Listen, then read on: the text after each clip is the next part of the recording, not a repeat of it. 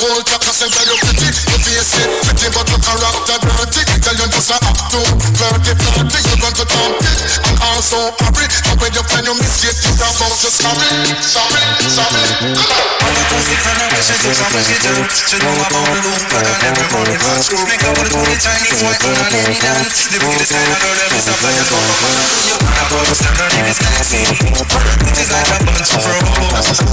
If I ever tell you about Nancy, you would have said I don't know what I know. Murder she goes. Murder she goes. Murder she goes.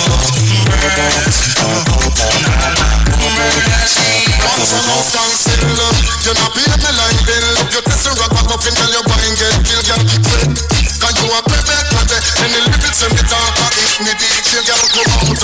Because you not shock out. And when you get the rock up in every town pan. Show not touch me gator. You not pay me what I'm with the concrete. Could put the white money down, sit in a lane for. And I say I give me say a 6 month pregnant. She bounce with my girl with other baby. You know about the stir, her name is Nancy. It's like a bunch of hoes.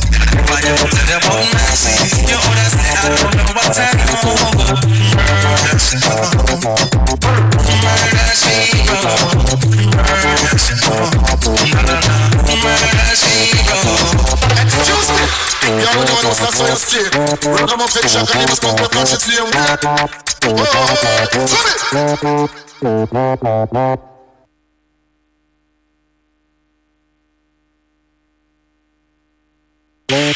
Down this one dedicated to the girl with the angel face and the devil heart.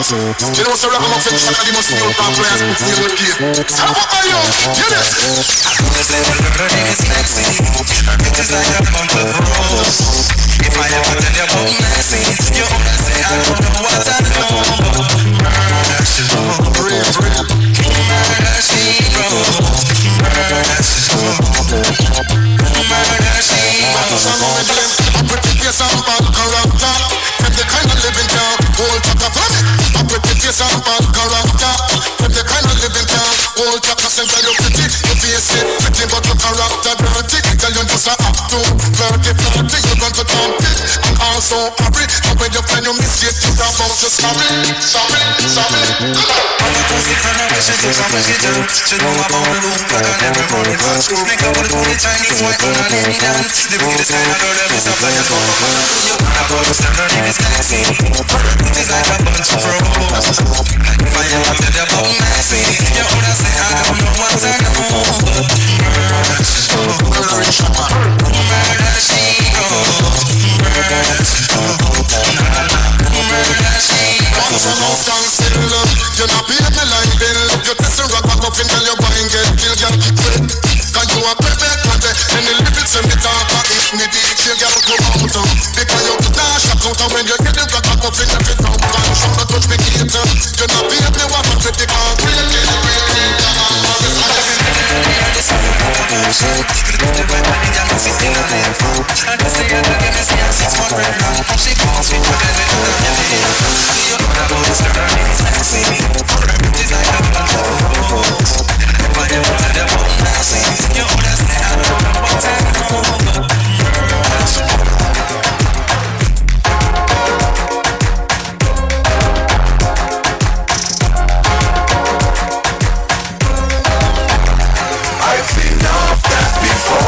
But I've never seen a dance like this. I've seen enough dance before. But I don't wanna come top the list. Alright, real bad man, no we people pants. We take dancing to a higher rank. We spend pound and we spend franc. Shut up and you dance up to Jamaica and Bronx. Yeah, on the river, on the bank. Kick out the shoes because you put them no cramp. When you take in the river, on the bank. Shut up and you dance up to Jamaica and Bronx. Yeah, jump the flank, we a go down the flank. Like a baller, we go down the flank. Your cheap pretty young gas in your tank. But them new talk, you know your people can't cool. Give them a run, John, give them a run. Give them a run, we and the girls that have fun. Both, give them a run, give them a run. Give them a run, we and the girls that have fun. I've seen enough dance before, yeah, but I've never seen a dance like this. I've seen enough dance before, yeah, but I don't wanna come top the list. Alright, lava lava, never get old and can't bother. When the music hit him, weed and grabber. Bust the down from the river to the bank, me brother. Love how the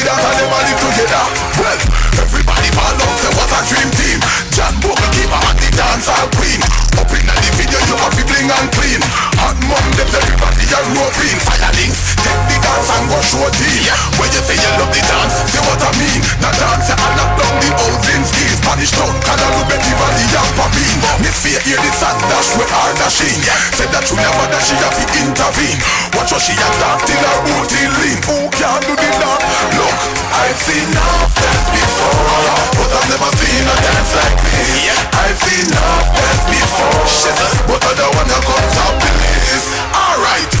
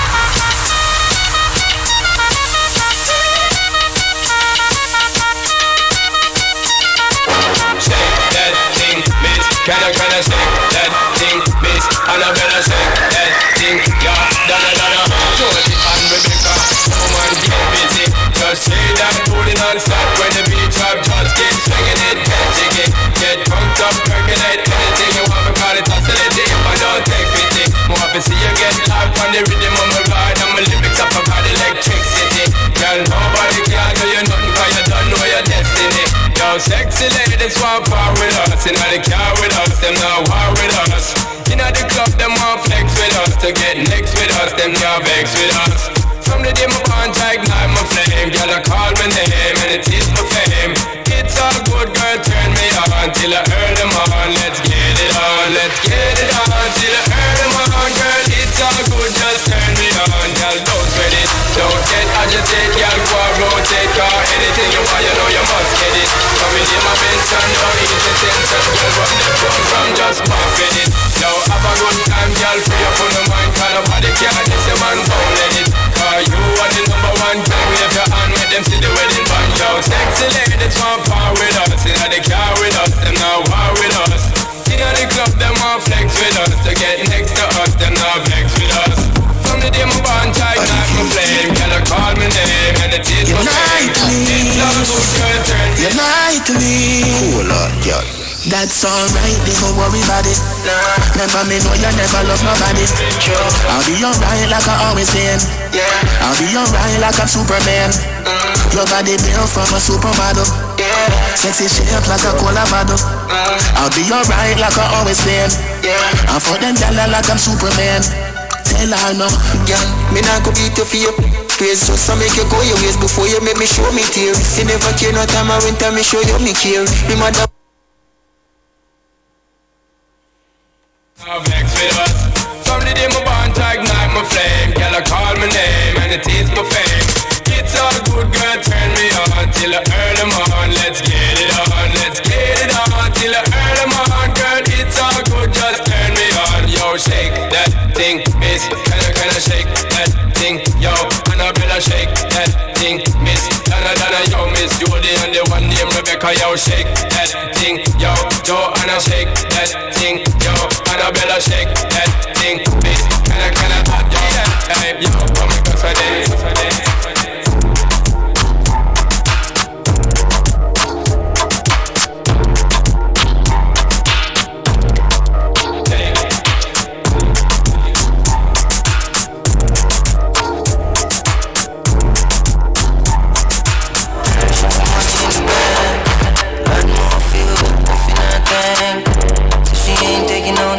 chances.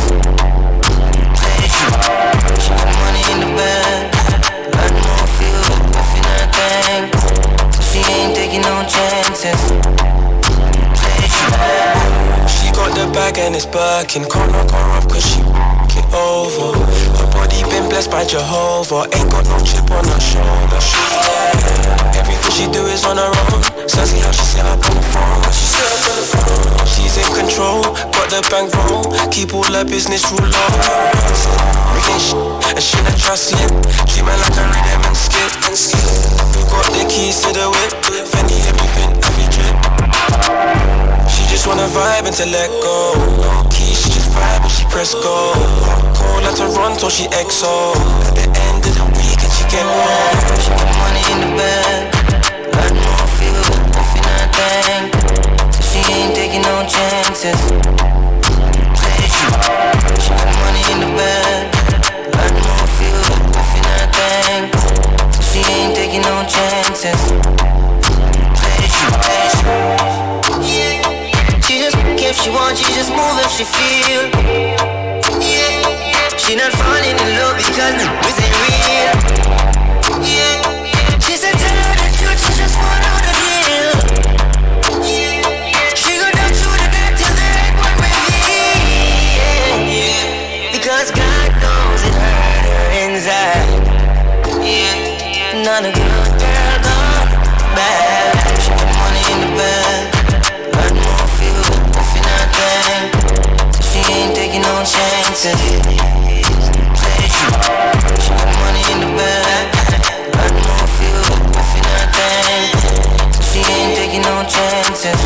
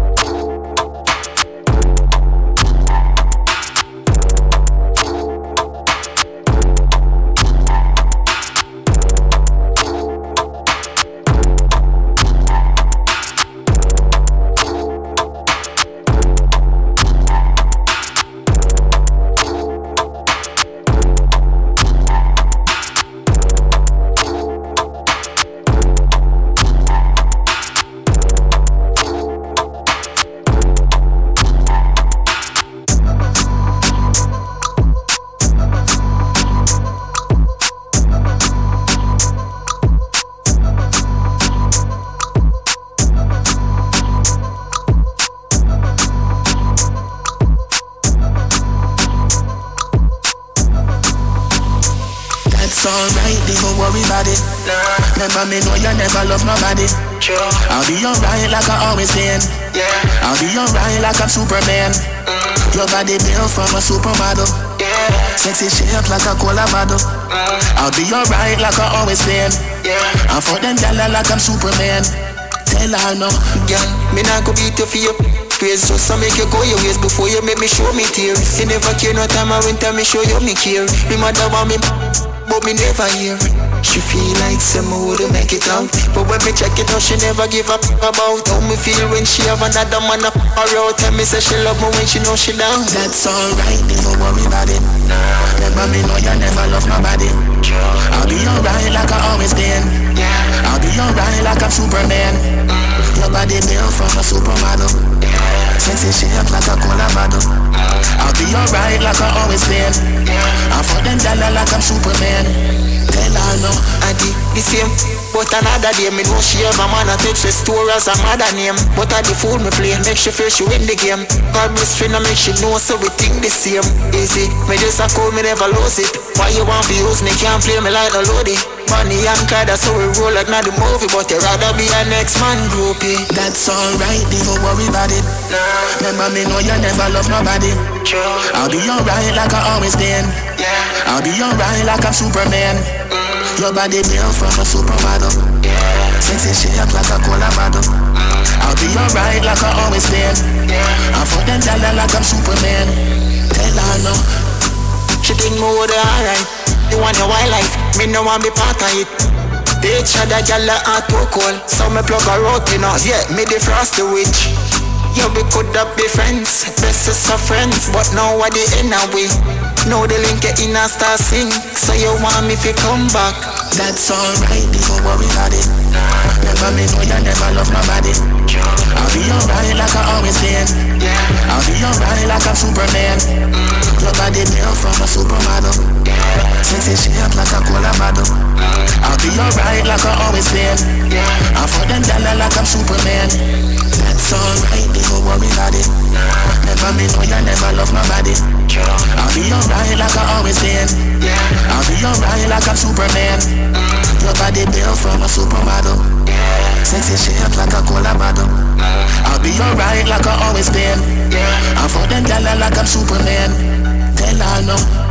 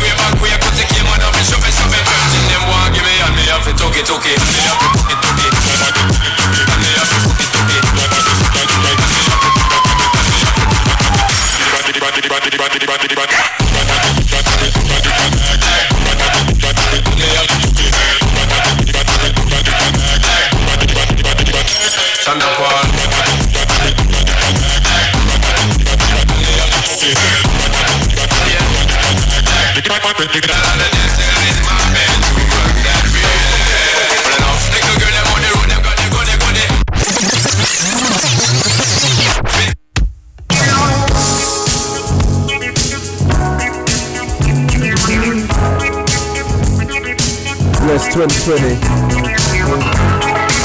2020.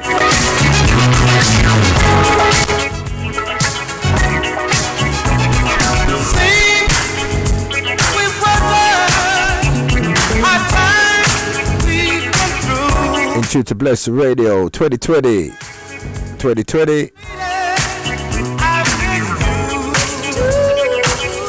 2020 Bless Radio Live. Yeah, 2020 right here.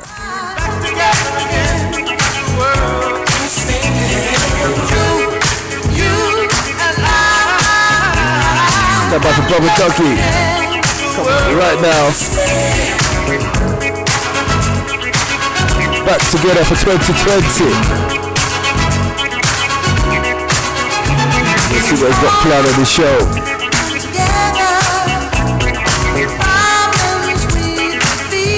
Yes, Dougie, Brother Dougie, up in here 22, yeah. Wow. You know something? My mind went from you, you know, about 10 minutes ago. So what's the other going to the sea? See?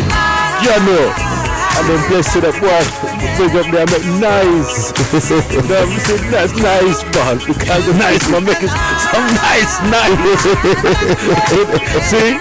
You have a mind just run from the eyes too, because you know I go with the money. Can't leave the goodness out, you know. Yeah, respect every time. You know, see you're bridging up on the sea. You know, you're bridging Glen. Oh, yeah, Glen, yes, I did run into him actually twice in 1 week. Seriously? Yeah, I saw him on my road, just around the corner from my road. I said, like, raw. Yeah, and then I see him again down Wolfram Store the same day. I said, well, I said, crazy, yeah, because Freddie was mentioning, and I said to Freddie, how's Glenn? He said, no, I'm there, in the UK, no, you know. It's weird, you know. So, alright then. Yeah. And I said the box damage back the place for the post, you know the post? Oh yes, I know the post, yeah. And then the box beat him up there, so nice. Alright then. Yes, so you know I go jammers, good features. Be a manual still, you know what I mean? You know, the foundation is the foundation, this show here still, you know what I mean? Every time I come, you know.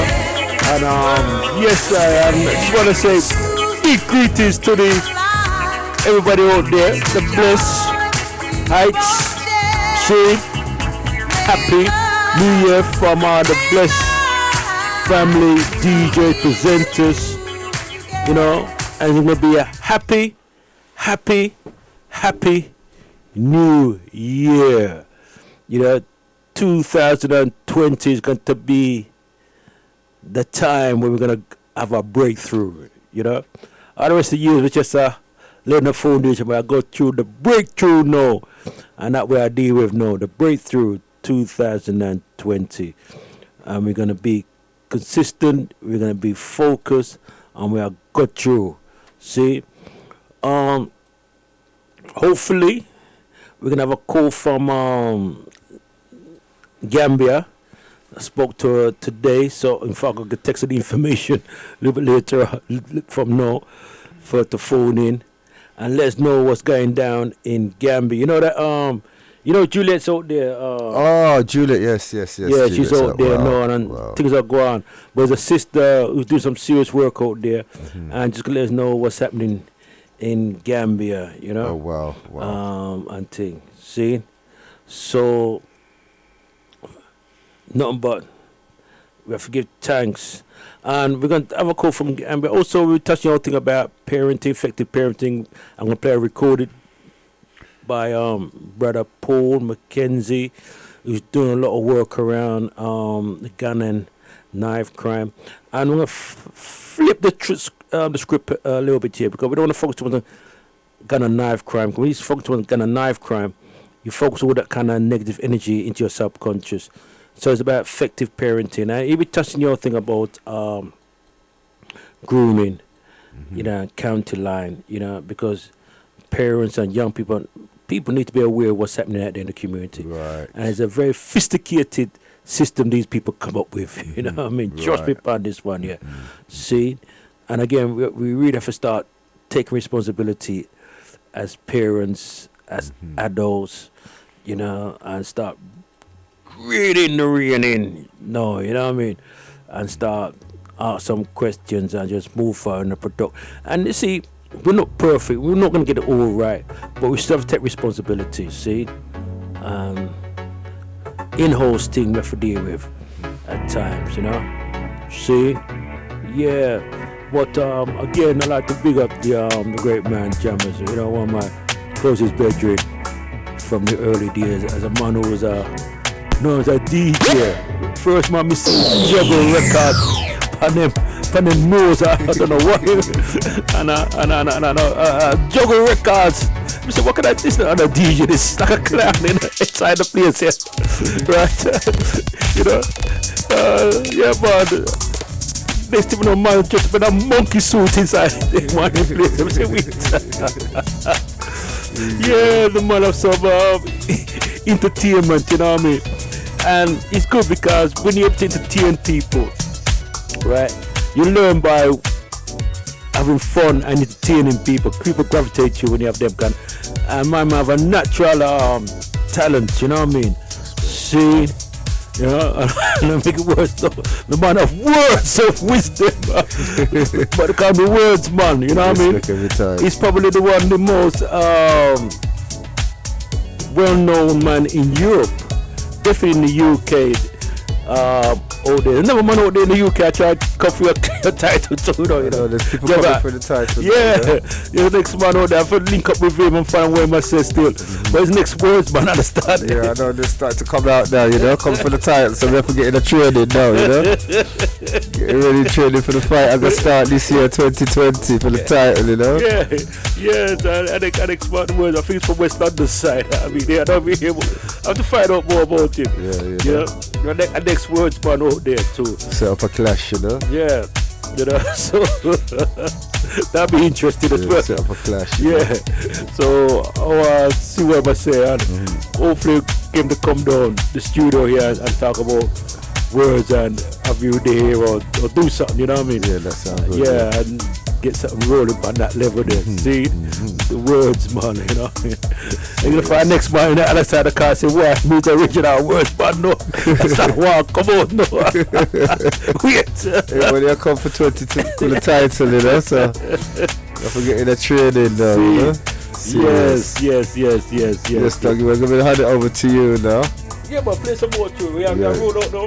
Yeah, okay, now I'll hang on for another 15-20 minutes or so. Man, you this is brother Michael from Tune. Michael from the Lighthouse. Yeah, Lighthouse, yeah. North side. This is one of his tunes, so. Okay. Yeah. Sounds like a funky tune. House of Fetteru, yeah. Asa Michael, yeah. Okay. So good. So he's got quite a few tunes out there, you know, so support Asa Michael. Forward Recordings, that's it. Yeah, sound good. Yeah, so what you got lined up for this year then? You know something? You know, done from last year, you know, brethren, you know, because can't make it just done so, you know. So I can continue the works. I want to continue thing with, to be honest with you, I want to continue thing with mental health. So I want to do that from February, probably every month to about October, November. Right. And do the whole thing about effective parenting. I'll be once a month. Do that with Chestnut, at least to about March, April, and then try to develop it even more still. You know, try to bring it to another level. Right. You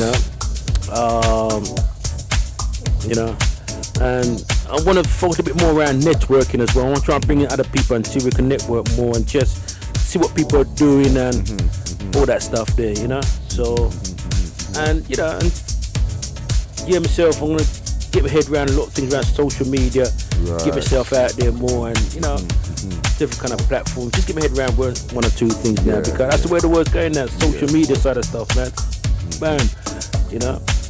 So, tighten up my regime more. See? Yeah.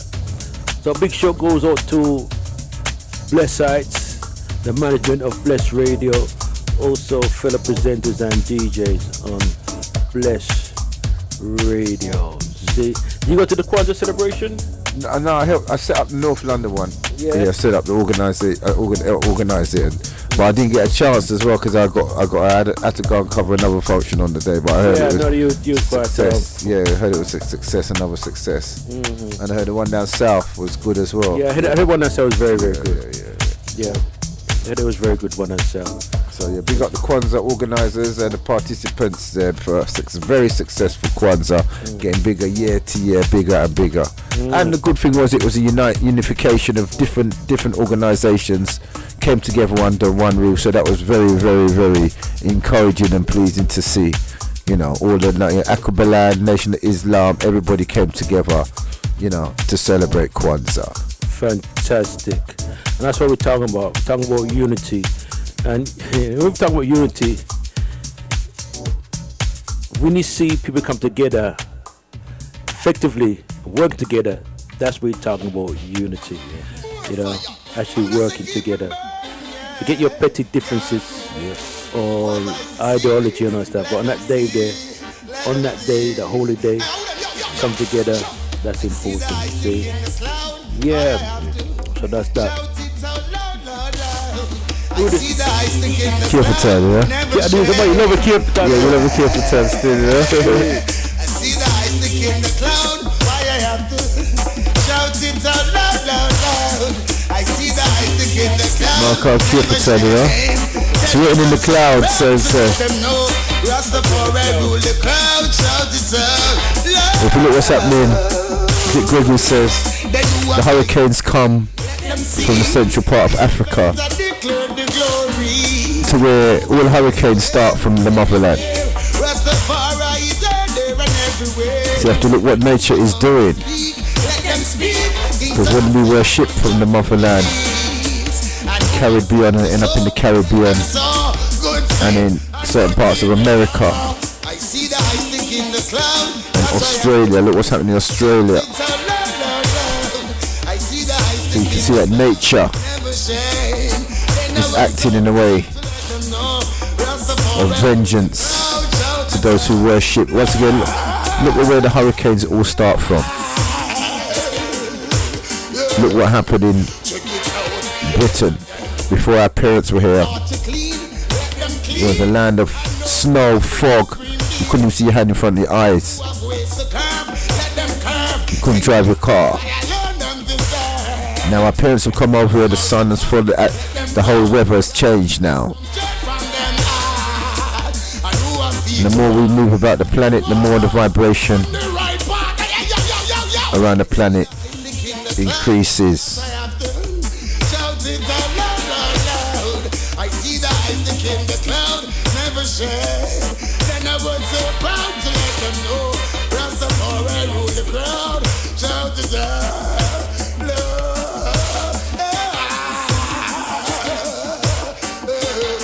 Wanna check it? I want from them again. Yo, I see the ice in the cloud. Why am shout it out loud? I see the ice in the cloud, never share. No, never, yo. I see the ice in the cloud, never shame. Then I was so proud to let them know. Rastafari rule the crowd, shout it out, loud. Then who have life to live, let them live, and let them live it positive, yeah. And who have things to do, that's right, 2020. and let them do it too. We want to find out who this new contender is on the scene for the words, you know. This is Bless Radio.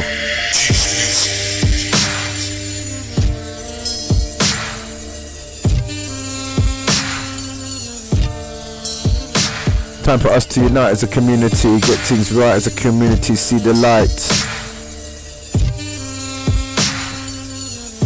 And work together.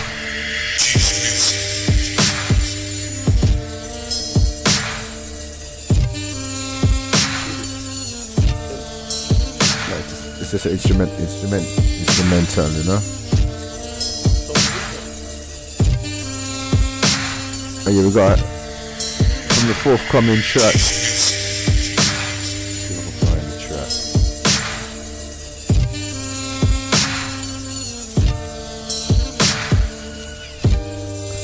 we're running a series of etymology classes still. So this is one of the forthcoming tracks of that. I feel with this. From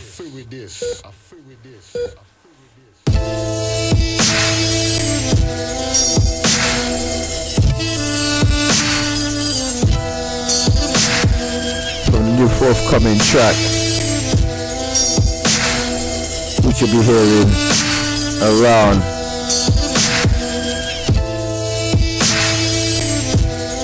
So it's time to open our eyesight and work out to make the moves that is right for us as a community to come to unity. I feel with this and I feel them that all that we got. I feel with this.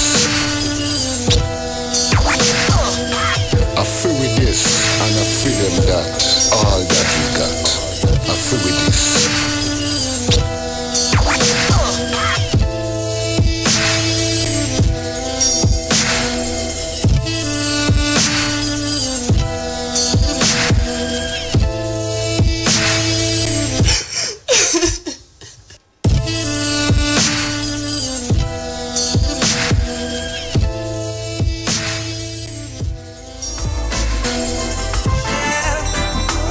I'm gonna hand it over to brother Dougie after this track right here. Shout out to Taurus Riley. Don't forget back to our human nature. Not following an imitator that wants to give you alternative to alternative and you turn to the wrong nature.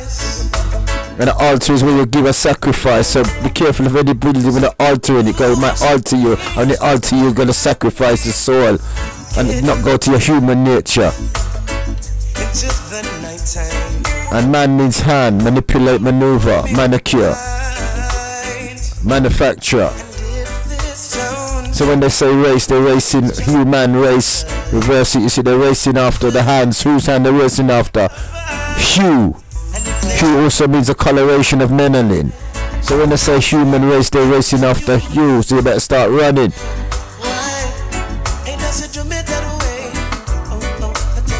Because the finishing line, they're going to finish you and get you to fall in line.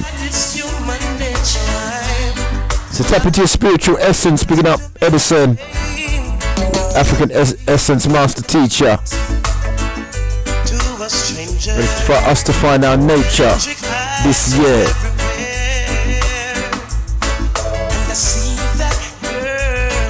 Your natural source of optimizing your capacity. First thing you have to maximize is the nutrition you get in your vehicle, called your body.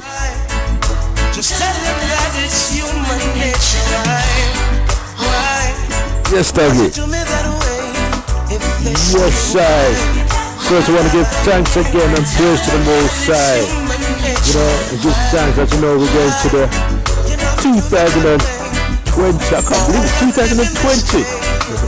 What was I born? It was 2020.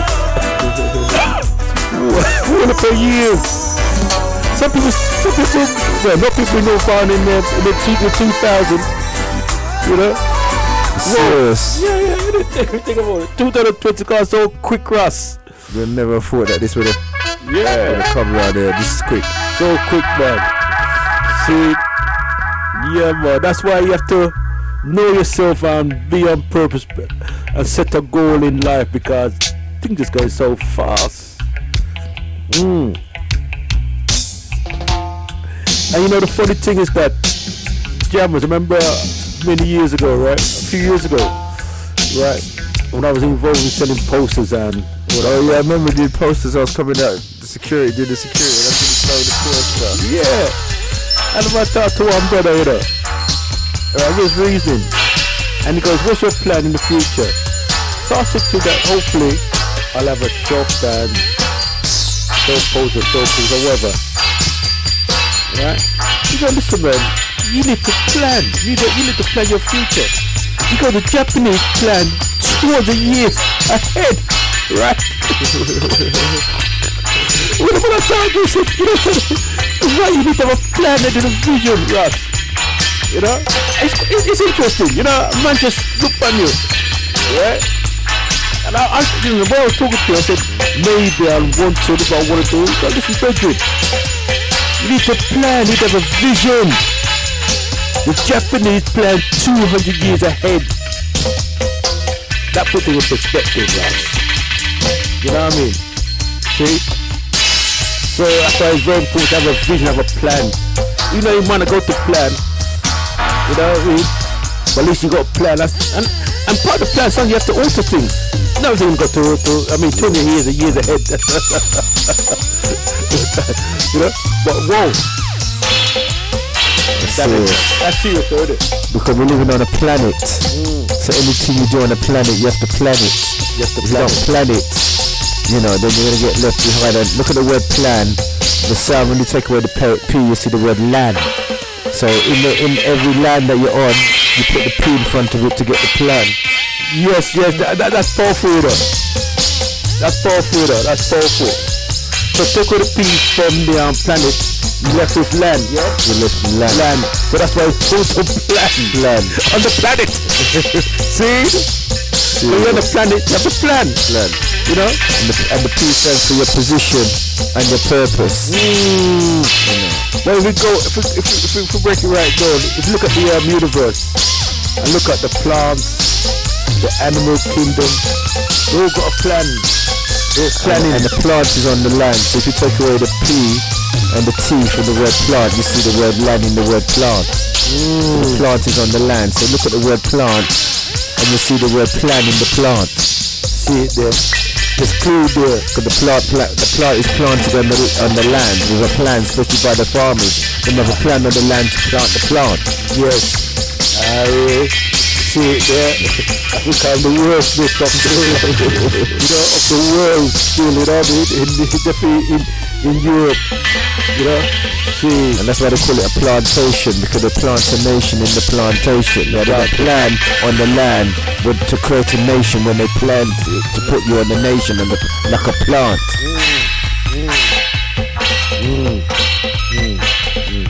Yes, Doug, over to you. Yes, sir. So as we said that, you know, we are going some serious reason in a sec. Later on, we're taking a call from Gambia. See, Sister Shanice will be reading this one, and we still have some serious things going on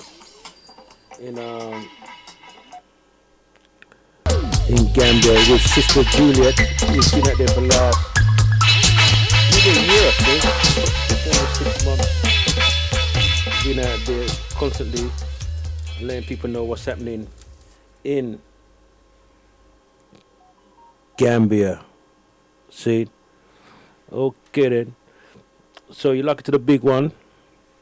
Just lock in and full joy yourself. You know, so and this is the show after the show. That's what we do in the early days. You know, in the early days we have some serious man to lock in on us. You know,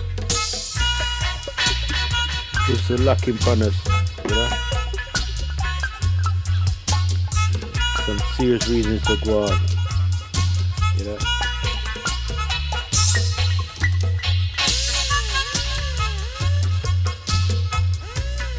Alright. And those who are at the Kwanzaa celebration, please let us know how you felt about it. You had a good time. So we're gonna play I'm gonna play some recording.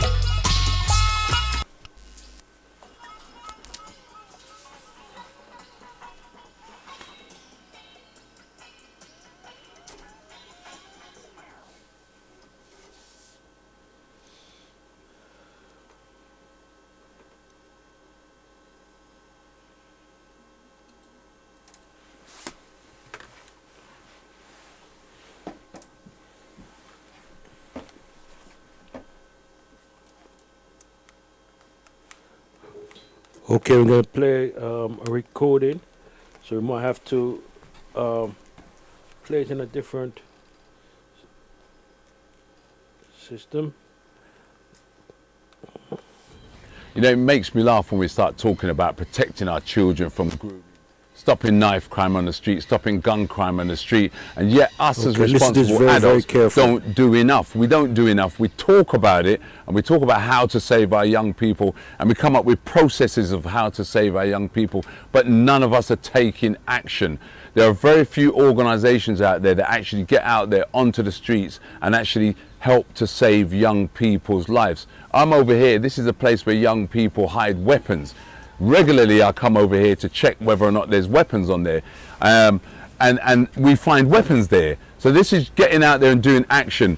But what really pisses me off is that the media are now paying attention to this whole thing called peer grooming. We've been talking about this for so long. Peer grooming is happening in our community. Our children are falling prey to these peer groomers. And us as parents act as if it's something new. We act as if we didn't notice the differences in our child. We act as if we didn't notice that our child came in from school, having left in a school uniform, now wearing expensive trainers and tracksuit. We act like we don't see it. We act like we don't notice when our children are able to give us money instead of it being the other way around. Your child should not have more money than you. That's ridiculous. But it's happening every single day. We act like we're naive when our child asks us if we can go up country with our friends for the weekend, if we can take a coach because there's a party up in one of these seaside resorts for the weekend, and we allow them to do that. This is all part of grooming. This is where the responsibility needs to come in. We act like we don't care about our children's friends. Come on, we don't care about our children's friends. It's your children's friends that are the groomers. If your child is 15 years old and he's got 17 or 18-year-old friends, shouldn't you be concerned about that? Shouldn't you be concerned if you speak to your child about their friends and they get more angry than you? Imagine that you're speaking to your child about the people that they spend their time with, and they are defending those people. There's something wrong there. We have to be responsible for this. We cannot allow our children to be in control this much. That's what the problem is. Our children have too much control over their own lives, and we as parents sit back and think, oh, he's a big man, allow him to do them things. No, don't allow him to do them things, because your children are your children. That's all they are. They're in your house, they're under your roof. You are feeding them, you are clothing them to a certain degree, unless of course they can't manage to wear the clothes that you buy them, so they go out and find ways of buying the clothes that they want. This is ridiculous. Us as parents need to look at what's going on. We can't wait for the media to step in and help our children, because you know as well as I know that the media are only interested in when there's a death or when there's a child that's found being groomed up north or something. That's all they want to cover. They don't want to cover the fact that there are good children out there trying. They just want to cover the negative things about children. So us as parents, and these are just some of the kids, I'm going to run through them again. One of them, if your child comes in from school dressed in a tracksuit and a hoodie and trainers, be concerned. If your child has more money than he should do or she should do, be concerned. If your child has friends which are older than them, you know, some of these children have adult friends, be concerned. Find out who those friends are. Find out why they want to have a younger person as their friend. Find out who the hell they are. Who are their parents? What do they want with your child? Find out if your child carries a knife. Find out if your look in your child's rucksack. Search your child's room. Make sure your child is safe. And last is this: communicate with your children, because without communication there's nothing. If you're not able to communicate with your child, then you are leaving the door open for a groomer to come in and talk to your child effectively. Groomers work on emotion. That's it. It's psychology. They get into your child's head and make them believe that they are there to support them. So if you're not supporting them as a parent, you can imagine this: the groomers will be. Shooting the breeze with Chris Preddy, OBE. OBE. I've been trying to tag this guy down for ages, because there's one question I want to ask you, because you do so much work in the community, and you're so serious at this work. And like me, we get so serious at this work, we tend to forget that we're really we got humour. Oh no, we're humorous people. I was telling you, my sense of humour is through the roof. But sometimes people don't get to see it. Someone said to me the other day, "Why do you always shout?" I'm like, "Listen, I'm just passionate. I'm actually quite funny." Yeah, no, I've seen your stuff. You know what I mean? When you do this, children always laughing. I'm quite jealous. But the question I want to ask you today is nothing to do with knife and gun crimes, nothing to do with that, because I think we need a rest. We need a break. No, absolutely. If we take it on too much, we will become our own victims. Absolutely. I'm telling you. Absolutely. Absolutely. So my question to you today is this, and it's really, really simple. How can we fix up our West Indian shop? How can we fix up the West Indian shop? Do you know what? That's a big one, you know. That's a big one. I went into a Jamaican shop the other day and there was no one there. So can we fix up by that and just be there? When you say no one there, the word that they were there. They were there. They were watching you. No, they were they were round the back. I don't know where you was, but just be there. Just be at the counter. Just be present. Just present. When you're selling us food. Just waiting there. Like, what you want? But you're not even there. I'm like, I'm gonna show him. I'm like, yo. Like he coming up. No bell or no bell. He's coming up upset with me. Like, say, what you want? I'm like, I want a patty. Can I have a patty? Can I get a patty? So the one thing I would say is just be there. Just be there. All right. So that's point number one. Point number one. Be there. Be there. Just be there. So point number two. All right. I'm gonna go on to a little bit of So now we want them to be there. Now they're here. You know what I'm talking about. I know what you're talking about. Shops, man. What is it in West Indian shops? Why it's different to? Because I was in the West Indian shop, white guy in front of me, woman's laughing, hey, you know what I mean? Happy to take the money. Nice and I'm calm. standing behind the white guy. My turn comes. What you want? What you want? What you want? Me not have that. Why are you coming back to with me? With him, he's like, sorry, my darling, we don't have rice and peas today. I didn't get darling. We not have that. What you want? Right. What you want? Veggie patty? Take the beef. I'm a vegetarian. I love it. I love it when they do that. They was just like, we don't have beef. You want lamb? I said, I didn't ask for lamb. I want beef. You want chicken? No, you're not understanding what I'm saying to you. No, I want what I want. But here's the thing though. You know when you order something and then you decide to order it differently. Don't do that. No, don't do that. No, don't do that. Don't do that. You can't say to them, can I have a curry goat and rice and peas? And say, do you know what, darling? Can I? Where you gonna look like? You want something different? And then she start look at you. What? So what you want? So I would say, I would say, first thing, be there. Second thing, be customer service. Is very, engage with your customer. Engage, very, very important. Spending the same money, right? Spending the same money. And you want us to come back? No, I don't think they do.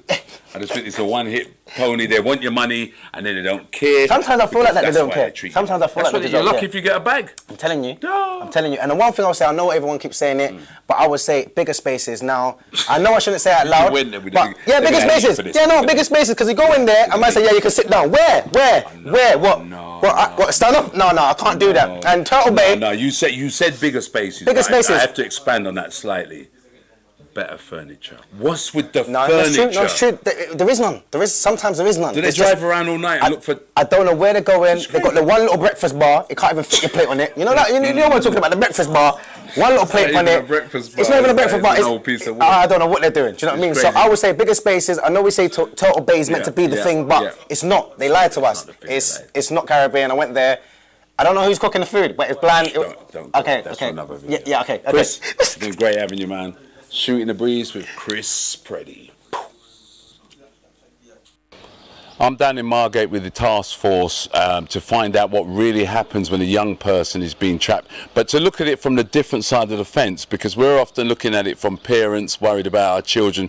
So today I thought I'd come down to Margate, where there is a massive problem down there, which is very similar to the problem in London, but it's escalating at a different level down there because children are being sent from London up to places like Margate to traffic drugs. So I thought I'd come and speak to a police officer and find out exactly the process behind how these young children or young people are being finessed into selling drugs, and in fact how they're being moved out and up and down the country. So I thought I'd come down and speak to you about it to get a clearer picture, maybe help save a life, or maybe give a parent valuable information they need to help their children. So how does this thing take place? Yeah, I think the important message to get across is gangs have become a lot more sophisticated in the last few years. So, for example, they will target vulnerability They will come down from, say, London, and they will hang outside chemists looking at people picking up their methadone, outside places where you pick up your benefits or you receive drug treatment, outside schools, outside children's homes, and they will look for that vulnerability. And then what they start to do over time is start to complete their lists of vulnerable, particularly vulnerable adults and young people, and they come down in a team, and they will exploit that vulnerability. One example of that would be what we call clean skins. That's a young person with no criminal background at all, and their only vulnerability would be something like bereavement in the family, or parents or carers are arguing. But what you'll find is gangs will sometimes have people in the school of the same age that we call peer groomers, who will look for that vulnerability, and they'll befriend them and say, look, I understand how you're feeling, you've had a death in the family, have some freebie cannabis, that'll make you feel much better. And they allow that to happen 5 or 6 times, and then 7th, 8th time they suddenly turn around, says, my boss outside now wants 120 quid plus interest. If you don't pay it, I'm going to send someone down to stab you, your little sister, your little brother, your mum, dad, carer. It's a very powerful process of grooming, and they you can argue they haven't got much choice. So they're actually put in a position where, like you said, they don't have a choice whether or not they include this debt or not. They're just given this debt by what you, and this is the important thing, this is what I want parents to listen to. You spoke about them being groomed in schools. Yeah. This is what I just go over that one more time, because this is so important, that children are being groomed in a school environment.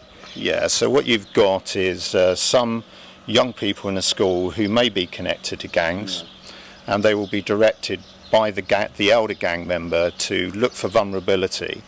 And one of those examples is a clean skin, and they will go through a process of befriending them, saying they understand how they feel, and then they offer them this gift. That gift could easily be food or other kinds of drugs, but mainly it's high strength cannabis, and they allow that to happen for a period of time. And the whole point of that is to suddenly confront that young person with a big debt that they have no way of paying off.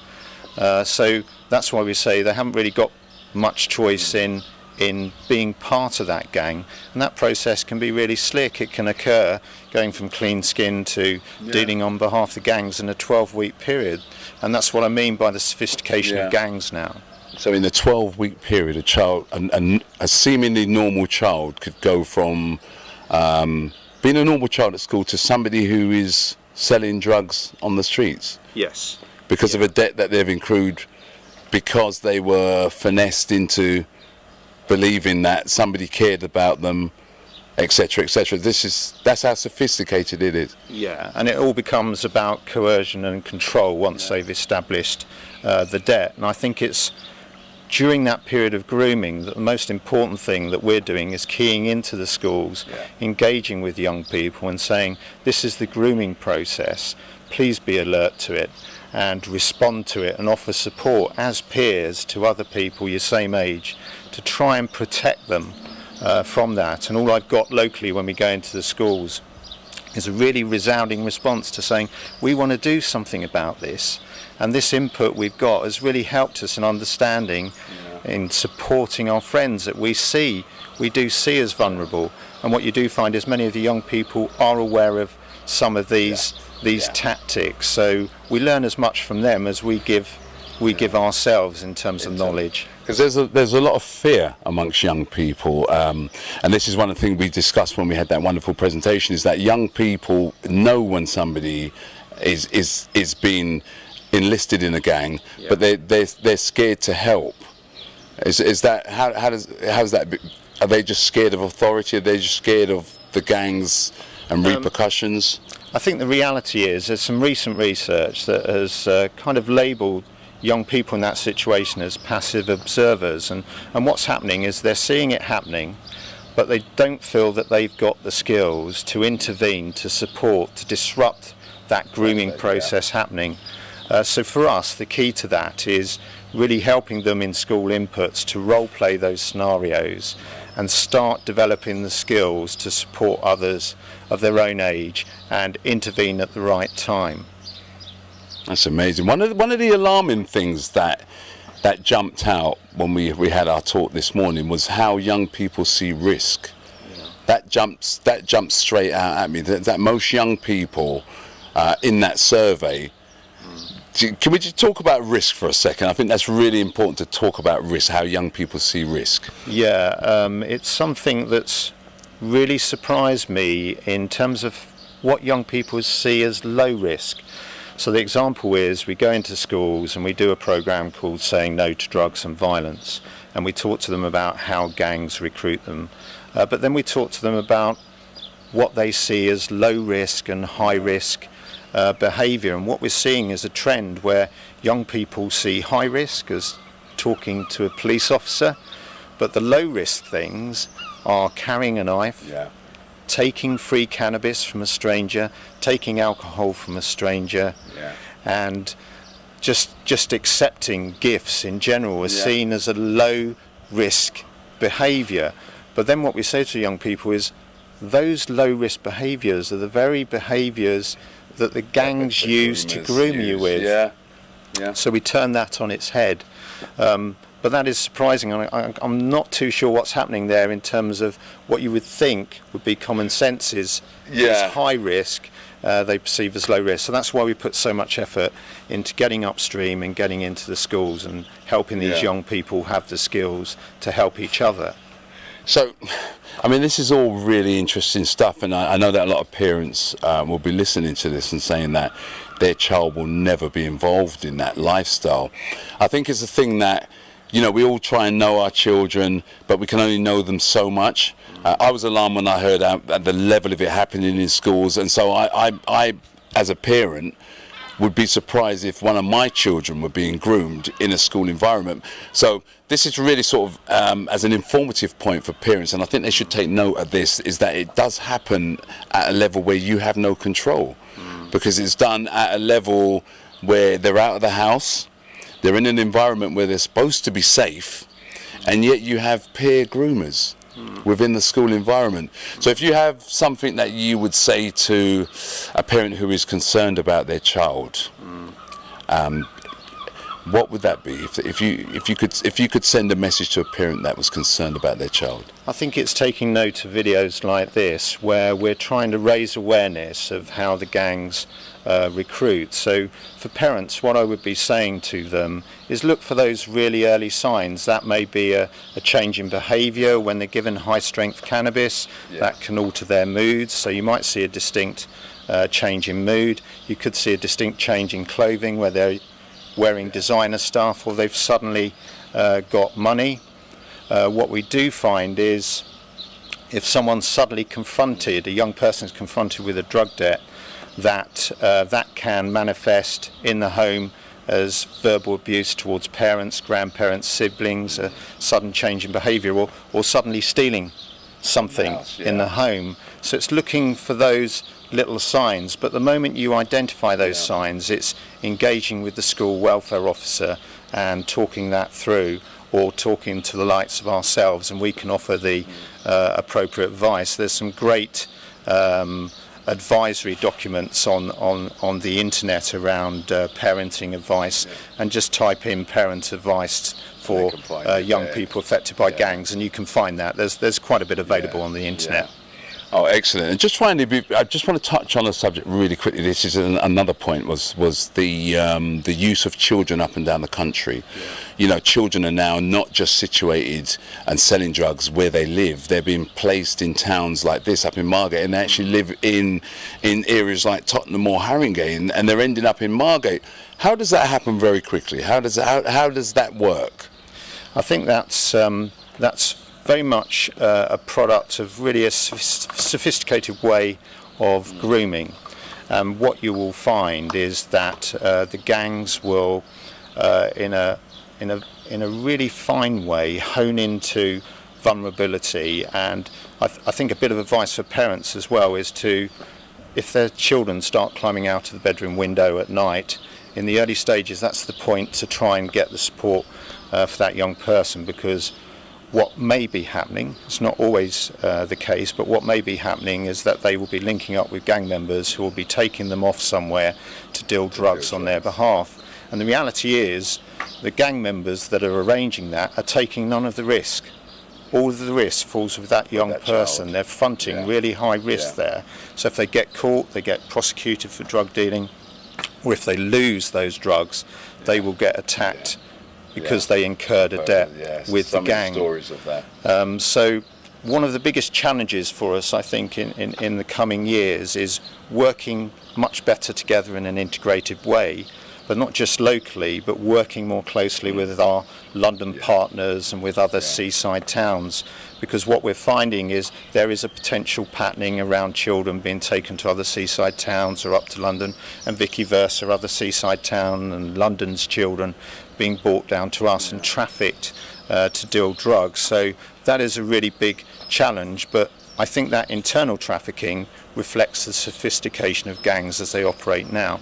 And it's our responsibility to actually work joined up and counter that risk.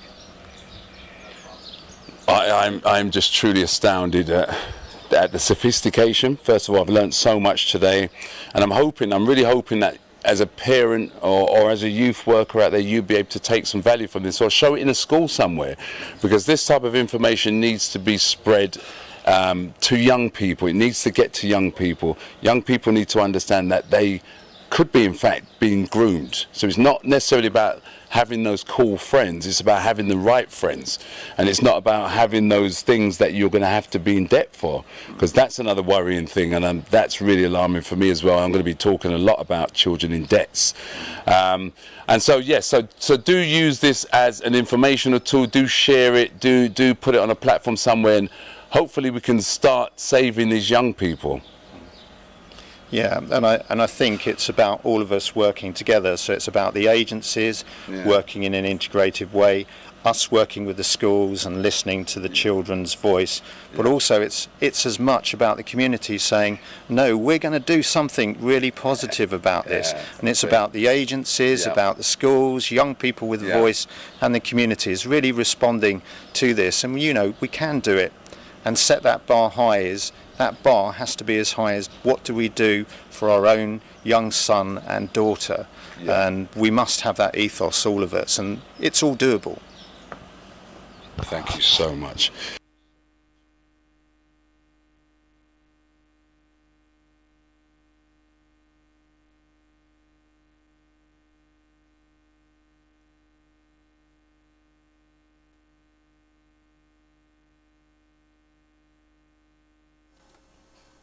Yes, that was the recording of Paul McKenzie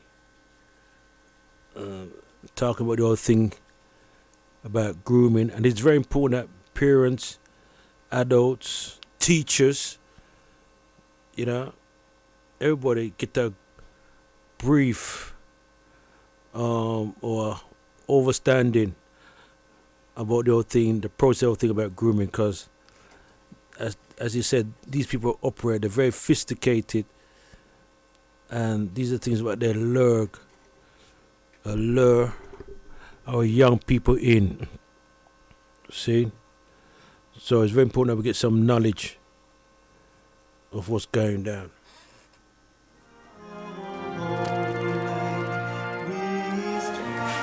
You guys are saying that I'm always interviewing African Americans. One I'm playing a recording of Sister Juliet, talking about the Gambia, and give us a little spin on Gambia. Yeah, I was born in England. Wow. Yeah. Nice to meet you. My name nice is Maya. Nice to meet you, Maya. Thank you, Maya. Name? Juliet. Juliet. And what's your name? Seth. Seth. Yeah. Please, can I use my Ghanaian accent or the UK accent? Ghanaian. Okay. Now you're in the Gambia. Yes. What brought you to Gambia? Oh, well, we've been coming here since 2011. We love Gambia. We love everything about Gambia. What's there not to love about Gambia? From the people to the food, just to the environment, the ambiance, just everything about Gambia makes you feel at home. And when you're here, you are home. Your spirit is connected to the very earth here. And the culture, what is there not to love about Gambian culture? I mean, come on, when you're here, you are African. We are Africans born in England. However, we are Africans. And so it's nice to be reconnected. Let me get this clear. You're Africans born in England. Do you know that people are denying the fact that they're Africans born in England? Yeah, sure. I mean, even my mom came here and she said, oh, I'm Jamaican, but you're an African born in Jamaica. And so we need to understand that, and we need to get that concept there. We need to be proud of Africa. Africa is the most beautiful place on the planet. I've been to 27 countries, and I have been coming back every single year since 2011 till now. I said, I've got to live here. How can you not live in paradise? So you're trying to say Africa is paradise? Oh, what? Without a doubt. Without a doubt. You know, I've been saying this over and over again, that I keep on seeing myself in paradise, you know, but people are saying, no, UK is paradise. You lived in the UK. Crazy. Oh, no, listen. You live in the UK, and you decided to give away, like you don't want it anymore, to come and settle down in here. Why? What is the main reason behind it? The UK is not a nice place to live. I'll be honest with you. All these people that are trying to go the back way, think again. It is not what you think it is. The UK, there are high levels of poverty at the moment. 14.3 million people live under the poverty threshold. In terms of homelessness, the density of homelessness is high. The only thing that saves England is, if you like, the benefit system. But other than that, England is an absolute dump. It's a dump, and London is a dump. You have small pockets of nice areas, as you do in every country, but for me, England is a dump. There are high levels of desanitation. There are issues around racism, terrible, terrible, terrible racism. I mean, how can you live in a place where you're not wanted? How can you live in a place where you're not welcome? And how can you live in a place where people are hostile to you almost every single day? You can't live your life like that. You cannot live. And money, no matter how much money or little trinkets or little things they want to give you, it is never going to justify having to suffer, and your children having to suffer. What, to live in a little matchbox house when you can live in a beautiful palatial palace like this with a swimming pool where you can pick coconuts and mangoes and oranges and live with people who like you? Oh, come on. The people in here like you? They love me. Oh. She's on fire. Like, for real, I'm loving this interview. Like, I really did not expect this. But for real, we need to continue. This is not a 10-minute video. This should be an hour video. Let me know, this is very important for you telling me that the people in here love you. They don't even like you, they love you. Yeah. I want to stress on that, because this is something that I really want people out there to know, because a lot of people are saying that whenever they come to Africa, Africans are not going to like that. Oh, listen, this is our home. We are black. When you come here, the first thing they said to me is, welcome back to your spiritual home. Wow. That's what they said to me. I didn't get that when I went to Jamaica. I didn't get that when I went to America. I didn't get that when I went to Europe, Spain, France, Turkey, Portugal, Italy. I didn't get that when I went to Mauritius. I didn't get that when I traveled to Cuba. I didn't get that in all of the places that I've been. I didn't even get that in Tunisia, Morocco. I didn't get that when I went to Egypt. But I got that when I came back to the proper motherland, which I call, black Africa. And this is why, like I said, you have to make this your home. You're not living in England, you're surviving. You're not even thriving. You're just about existing. And this is what we're doing. We're working ourselves to death in England, literally. And the government are now trying to, make you work harder for longer, till 67, till you can retire. No. So many of my friends have died before they even got to my age because of stress and other illness, not eating good food, not breathing good air, not drinking clean water. This is the truth. This is the truth. Trinkets and technology don't make a society. People make a society. And in Africa, you have what I call true community, true love, true bonding, true unity. And that's why I'm here. Wow. You can make a business here. You can make a business here and survive really well on that business. It's not like England where you can't even afford to open a shop, you can't even stock it. Here you can open a business and you can survive. You can build a house, you can buy a piece of land for like £2,000 and build your house. Yeah, build your house, put a few thousand aside and build your own home. You've got no mortgage. Get solar, you've got no electric bills. Got your own borehole, you've got your own water. Just go and buy a canister of gas, you're living. Wow. Instead of working, you know, for 65 years to pay off a mortgage, 25 years to pay off a mortgage. Mama Africa. And you still don't own the land. You still don't own the land, the Queen owns the land. No, you know what? Like, I don't want you to leave, you know, because they only gave me 15 minutes to talk to you, but I really wanted to take this an hour interview. But before I let it go, this is very important for me. Mm-hmm. What is the message you're going to tell Africans who are looking forward to leave the continent and go stay in somewhere like UK, you know, stay forever? Because there are people who are saying that I'm not going to stay in Africa forever. I'm just going to live my life, my best life in the UK. Do you have any message for these people? Because I definitely believe that you're staying with people from Africa, living, you know, together. Is there any message or anything you want to tell us? Oh, wow. In a nutshell, be very careful. Be very, very careful.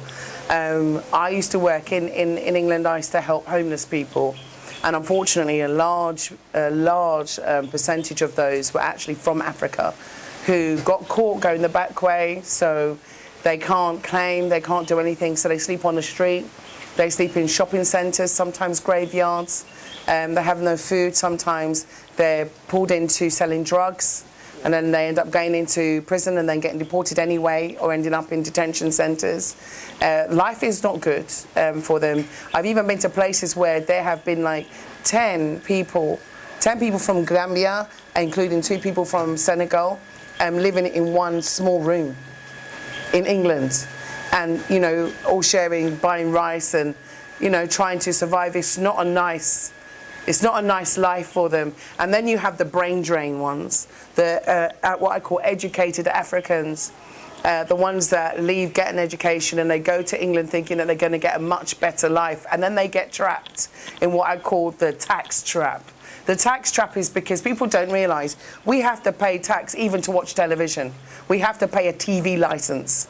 We have to pay a council tax. As well as paying our car tax, we then have to pay congestion charge. As well as congestion charge, transport is the most expensive that you have in England, as well as tax on a levy on your fuel, as well as VAT added extra tax, value added tax on what you buy, every purchase that you buy. You also have capital gains tax. You also have your national insurance contributions. You also have so many taxes that it will take up the whole of this interview. So basically what I'm trying to say is it's a tax trap. And that's why so many Africans, you never see them come back. It's not they don't want to come back, they can't. They can't afford to come. They can't even afford the plane fare back. Some Africans, in fact, some Europeans can't even afford to come to Africa, because they don't own their own homes. They get caught in council homes, or they get caught in the benefit trap. And this is what happens. And sometimes, although Africans might come with the best intentions, they also get caught in the trap. So the brain drain, Africa really needs the brains. We are the most intelligent race on the face of the planet. We invented almost everything that made this society and every society on the face of the planet human. And when I mean human, I mean as in toilets, sanitary, everything comes from Africa. The chair, the traffic light, the car, the computer. What is it we haven't created? But our brains are going across. There were more, I think, doctors from Nigeria in LA than there are in Nigeria. Now, this is something that we have to address. The same with Ghana. Yeah, we need to start keeping our resources and our human resource. Haven't we lost enough through slavery?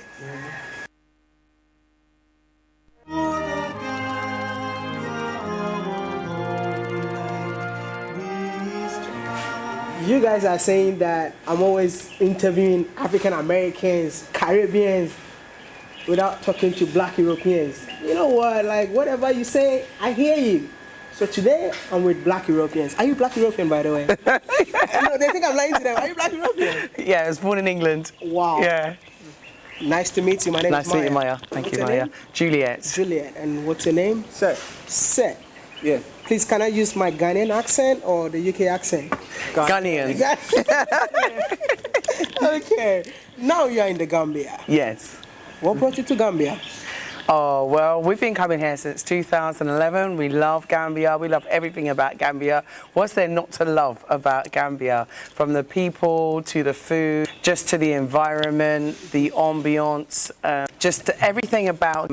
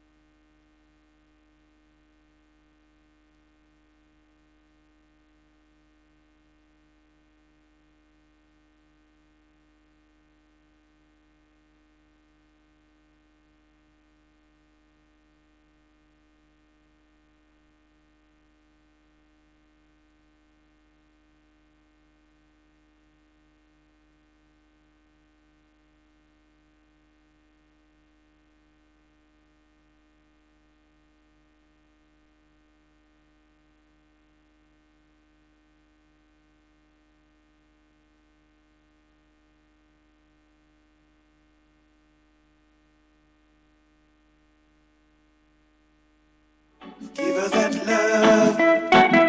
You gotta give her love. Oh, yeah. Sweet love. A woman needs love just like you do. Don't kid yourself into thinking that she don't. She can fool around just like you do. Unless you give her all the loving she wants. Don't make the mistake of thinking old-fashioned. Times have changed from yesterday. No longer will those old double standards be accepted by the women of today. So when you think you're fooling her, she just might be fooling you. Remember, if you can do it, she can too. A woman needs love just like you do. Don't kid yourself in thinking that she don't. 'Cause she can fool around just like you do. Unless you give her all the loving she wants. When her eyes are begging for affection, don't put her off, don't make her wait, no. Don't try to give her that worn out excuse about being tired and working late. I tell you, one day you'll come home early from work, yeah. Open up the door and get you. Give her that love. You gotta give her love. Oh, yeah. Sweet love. A woman needs love just like you do. Don't kid yourself into thinking that she don't. She can fool around just like you do. Unless you give her all the loving she wants. Greetings.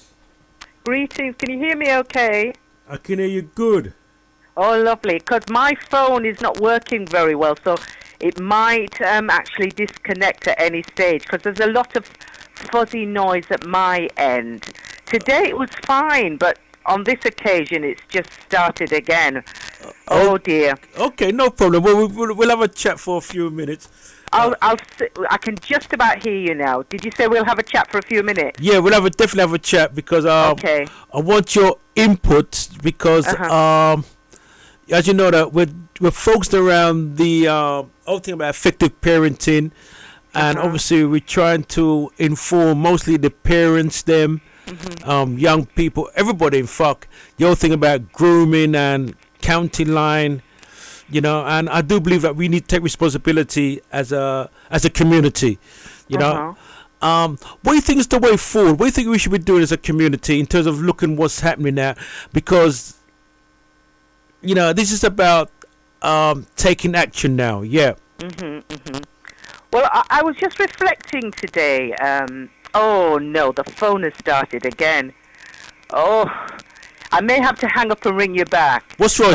I'll try and continue now. It's just because it's so noisy at my end. I can hardly.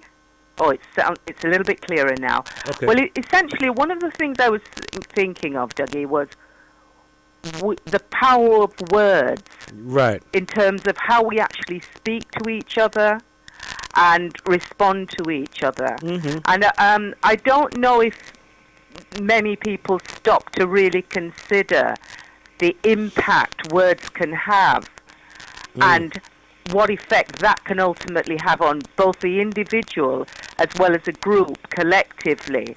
So, for example, I can't hear myself speak on this. I'm going to try and ring you back. I'm going to put. What you ring? You ring on the mobile? Are you ringing on the mobile phone? No, I'm ringing on the landline. And I have been having problems with it, but today it was fine for a few hours, and now it started again. I'm going to disconnect now and try immediately to ring you back. No okay? Problem. No problem. All right. Thank you. Bye bye. Okay. Oh yeah, give her some loving in the morning. Some loving in the evening time. 'Cause a woman needs love by a beautiful brother, Michael. You know, Mike is a big time artist, and I met this brother. Met him when he's performing, and his brother have a beautiful spirit about him, a beautiful soul. You know, he's a shining star, shining light. Okay, let's take this call here. Greetings. Hi, it's me, Jan, again. Okay, Jan. I hope I may be able to get. Oh, it started again, unfortunately, at my end. You probably can't hear the crackling at your end. No, we can't hear it now. But I'm probably going to have to speak another night. Okay. I was just trying to emphasise the importance of words and how we express ourselves to each other, and also particularly to the young as well, and what messages we're giving, directly or indirectly, in terms of how we communicate. With dear. Unfortunately, I can't continue the conversation. Okay then. The line at my end is so appalling. I really can't even concentrate on what I'm saying. Can you hear me at your end? No, we hear you very clearly. You're quite clear. Unfortunately, yeah, I just heard what you said, but unfortunately, the crackling that's occurring at my end is making it very difficult for me to conduct a conversation because there are little snippets that get cut out. But I don't know. Perhaps that could be an area people may want to, perhaps some listeners to. Ring in and contribute on that. It's just unfortunate I can't expand on what I'm attempting to illustrate. Okay, about no problem. Oh dear, it started again. Oh. Okay, all right. So listen, what we'll do, we'll speak definitely later in the week. Yeah. Yeah, I'll try and speak later. Oh, it's so unfortunate because I really wanted to continue the conversation. All right, have a good evening, and hopefully I'll speak to you later, all right? Happy New Year. But I will continue. I will at some stage be able to continue on the theme of the word, the spoken word. All right? Then. Take care. All right, take care. Thank you. Bye-bye. Thank you very much. Okay, then. Let me see.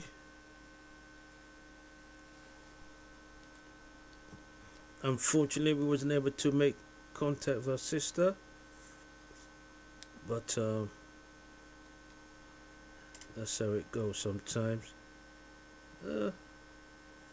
Okay, the live link number is 079 444 313 31366. Yeah.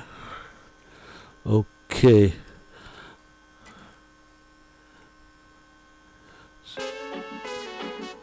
Give her that love.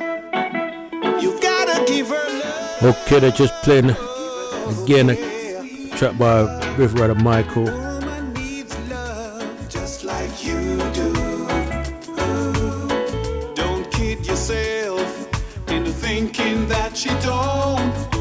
She can fool around just like you do. Unless you give her all the loving she wants.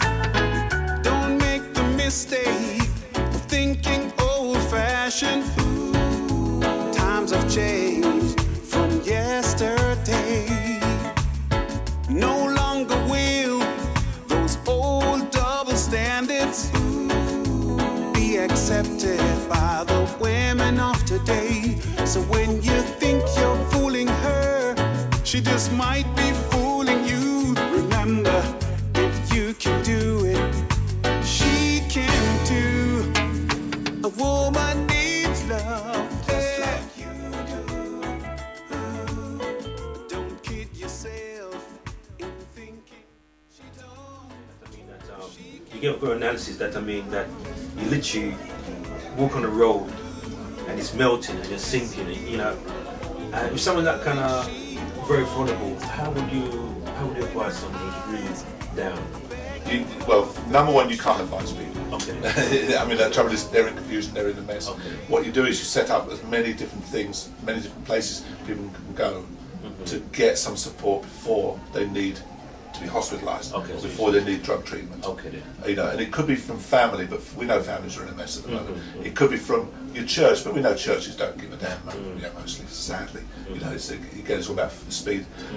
We know they used to go and talk to your GP, but nowadays GPs aren't interested. They've got time, not allowed to talk to you, really, are they? It's a speed thing. I tell you where we used to go and talk in the 70s. We used to talk in cafes. And what happened? McDonald's came in, fast foods came in, and now all cafes got bright lights, loud music, get you out as fast as possible. Nowhere to talk. So you think about what's happened instead of where we used to go and talk. Is it's been replaced by mobile phones where you text and chat, not face to face. Facebook, as we were talking about earlier, and the other one, the MySpace. The social networks, they're massive now because people have lost that chance to a place where they can just go and chat to each other. Okay. Yeah. So obviously, what you're saying, you need that little community spirit where people just come together and at least express what they're feeling, Have the opportunity to I've moved beyond expression to exploring. To exploring, okay. It's actually because expression is temporary. You get out there, you do your piece, and then you go away and you think, oh, actually, nothing's changed. Now what I'm into is about exploring what that means. It's about exploring what is this showing you, what's this telling you, and it's about becoming more conscious of yourself. Okay. Not self-conscious, but conscious of self. Of self, okay. And what you can do and the power that gives you. What I want to explore here, because I know you've done a lot of works around express yourself, you've done a lot of courses. I know you've done tremendous work on developing oneself. I know you've read so many books and this so many tapes because I've learned a lot from you, and so forth. I mean, the question I'm going to ask you now is that how do you see the whole thing of motivation and that kind of stuff there? I mean, what's personal development? Personal development. Yeah. Well, rather like psychiatry, it's also become a money spinner. Sadly, and a lot of people do it just really for the income. You hear a lot of it about this whole success thing is about what money can we make out of it. Can we have the big car? Can we have the big yacht? Can we be somehow significant people in the world? And I get a little bit desperate by that because, again, the people they're leaving out are the most vulnerable. The people who need that the most are the ones who are not getting supported by it. One of the issues with personal development is actually you can develop yourself once you're clear about who you are. Okay. And actually, there's not that much about actually just getting clear about yourself, because a lot of that is just about investigating and usually one-to-one or in small groups. But I would like to see is more relationship building, where people can come together and just explore who they are in a more sensitive way. Okay. Not with the stigma. It's another thing that these groups have existed before, like Alcoholics Anonymous. Never been there, but I might have been once upon a time. I was a heavy drinker for a while. But where they come together and let it all out, let out those experiences. But they're quite stigmatised. You've got to be an alcoholic to go there. Okay. I would like places like cafes to be open again, where people can just come and chat and just kind of let those feelings out. Okay. Let me spin it round. The Secret. You've seen The Secret? No, still haven't seen it. We talked about it a lot, and I guess I must know everything in it. Okay. Well, what do you know about it? What can you share with us about it? Well, I've got mixed views about it. I mean, the idea of The Secret is that what we put out is what we get back. Okay.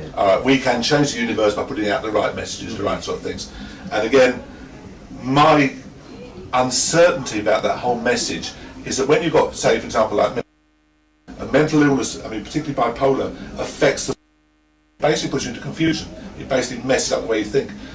Well, if it's true that at that point I'm putting out confused messages maybe through no fault of my own, and I'm getting back confusion, well, maybe somebody else needs to step in and say, can we help here? And I'm not sure that was really addressed in The Secret. But having said that, I haven't seen it. You haven't seen it? Okay, okay, fair enough. All right, so I know I'm biased again. That's really the reason I haven't seen it because it's kind of biased. I want to be up to current today now. I know you work with the certain voluntary groups and so forth. Yeah. What's your role today involving those groups? Okay, well, I'm a volunteer with the network, the umbrella organisation for Harringay called HAVCO, which is Harringay Voluntary Sector Service. And the idea of it is that they represent the voice of community organisations. And my particular role in that as a volunteer, the reason I took the job on was because we're developing a thing called Community Link Forum. And the idea of Community Link Forum is that we get people's voice heard, but we also link it straight to the council through a Harringay Strategic Partnership. And by getting onto the council, those are the people who make decisions in our life. Those are the people who affect literally our day-to-day life. And we need to get that community voice onto the council. And I'm working on a project of outreach where we go out to places like this to listen to people, to talk to people, and get that real community voice. Because obviously what tends to be heard is the loudest voice, or the most powerful voice. Okay. I mean, question would be now, how would you like to see, like, Harringay today? What would you like to see the change in Harringay? What kind of change would you like to see? Harringay, well, it isn't just Harringay. I mean, obviously I live and work in Harringay, so it's about human beings. I want to move back. We're moving out of an age. I read this somewhere and I liked it. We have been for about several hundred years in an age of possession, an age where it's what you have that identifies you. So the king has his people. The people have their work. So everything's identified by what you have. We're moving out of this age of property, which of course slavery comes in that as well. That's also the thing, into an age of relationship. And I want Harringay to be at the forefront of where places like this, where you can start coming and forming relationships. Okay. I would like us to move back to genuine, heartfelt relationships. Heartfelt relationship. Yeah. Okay, and the final question will be, Steve, well, two questions I'll ask you really, is where the future holds for you personally? It's really exciting. I mean, the reason I volunteer for this job is because I can see it's something I really, really want to do. It's what I've been doing through Polar Bear and Harringay for 10 years, 8 years later, since I've been cognitive again. 10 years ago I wasn't too healthy in my head. But yeah, it's what I've been trying to do is about saying, about finding my voice back again, and then saying, well, can other people have that voice as well, no matter what circumstance they're in. So I'm very excited that I'm on a project now which is it's getting funded at the moment, which is good. Let's hope the funding continues to give me the opportunity to get out more into the community and talk to more people and empower more people. That's very exciting. Okay. And about your team is West Ham. West Ham, yeah. Not doing bad this year. I mean, I was a bit frustrated with them at the FA Cup, but yeah. Okay, who beat them? Manchester City. Man City beat the FA Cup. So they drew this weekend with them. So you've been a West Ham loyal fan, haven't you? I've been a West Ham fan since 1964, so I've got to say I'm consistent. Consistent. But some people would say it's probably the reason I'm mad as well. You know, it's what you do like West Ham. I used to call them the heart attack team because they just always messed you up. But I think Tottenham's kind of taken that over now. West Ham at least are consistent. Tottenham. Okay, then, fantastic. Anyway, Steve, it's really been a pleasure to have you here, and we can feel your spirit, we can feel your commitment. We feel your vibes, and whatever you're doing, we're behind it all the way because you're someone we really love and admire your courage and your spirit, and we feel it all the way here. Thank you very much. Thank you. So again, we had Steve Wish inside the host in Tony's Barbershop, and like I said before, it's a place where we explore, we talk, we reason, we share information, and you can see that Steve has it's just music to the ears what Steve was talking about us today, we just spontaneously just rapping, and you said Steve's got a lot of information, and he's been spending many years developing oneself and sharing information among our people in the community, and he's very committed in helping people to feel their true potential. So again, give thanks again, Steve. Thank you very much, Dennis. Thank you very much, Tony. You're welcome. Fantastic. Hey, my name is Woody. Today, we're going to talk about cognitive behavioral therapy. It's sort of a mouthful to say, so it's usually just abbreviated to CBT. If we break it down, the name cognitive behavioral therapy gives us a pretty good idea of what it's about.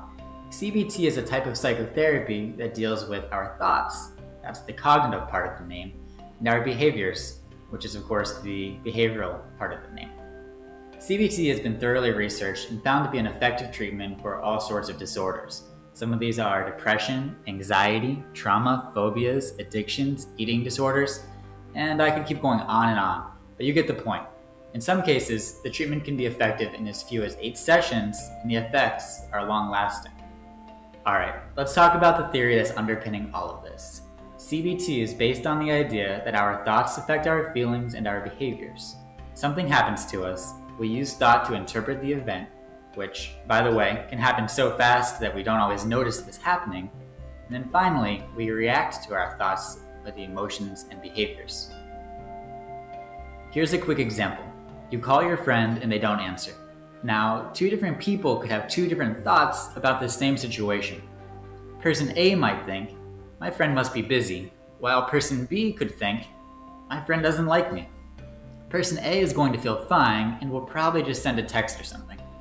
Person B is going to feel sad and they might dwell on what they could have done to upset their friend. This is called an irrational belief. The irrational belief happened when person B thought that their friend didn't like them without actually having evidence of that. All they know is that their friend didn't answer the phone, and they added more to it in their thoughts. During CBT, a therapist will try to help their client identify their own irrational beliefs. This can be more challenging than it sounds. Remember what I said earlier, these thoughts can happen so quickly that we don't even notice them. When this happens, they're called automatic thoughts, because they happen automatically outside of our awareness. Next, the therapist will help the client to challenge their irrational beliefs. This doesn't mean trying to make all their thoughts be positive and happy. It means making them less negative and a bit less irrational. Usually when a client is able to do this, they start to feel a bit better. CBT therapists also try to help by directly addressing behaviors. Someone who's anxious or depressed usually has some behaviors that are actually contributing to their problems. For example, someone with social anxiety might avoid going out with friends, which will, in the long run, lead to them having fewer friends. Things like this can often lead to thoughts such as, I don't have any friends, it must be because I'm so awkward, which will then, in turn, worsen their social anxiety because of their fear that they're awkward. A therapist will help by trying to change these behaviors that contribute to the negative thoughts and feelings. One final big question. Why do some people have these irrational negative thoughts while others don't? Why did person A think that their friend was busy while person B thought that their friend must be upset with them? One explanation is that everyone has different core beliefs. These are the beliefs that we hold at the core of who we are that shape how we see the world. Imagine our beliefs as a lens. Everyone has a slightly different shape. Person A's lens says, people are kind and I am a good person. Person B's says, I am unlovable and I am worthless. When person A and B go out into the world, they experience everything through the lens of their core beliefs. Oftentimes, these beliefs can be negative and self-defeating. CBT can be used to get at these core beliefs and change the ones that aren't beneficial. In summary, CBT is a type of psychotherapy that addresses how a person thinks and what they do in an attempt to change how they feel and how they function in their life. CBT has been found to be very effective in the treatment for all sorts of disorders. Thanks for watching. I hope you're leaving with a better understanding of cognitive behavioral therapy. If you like this video, visit our channel and subscribe to see more videos like it. Our website, therapistaid.com, also has all sorts of tools like treatment guides, worksheets. Life ain't so hard with the right motivator. Dr. Stan here's expert communicator. In the big city or in the sticks, Dr. Breakthrough gon' break the bricks. Greetings, family. We have the great man inside the house, Dr. Stan, who is one of the greatest motivators we have on this planet here. And we should give thanks and praise that he's in our presence, you know. The great man, Dr. Stan inside the house. You know? And life seems rough, go to Dr. Breakthrough, he'll boost you up. Life ain't so hard with the right motivator. Dr. Stan here's expert communicator.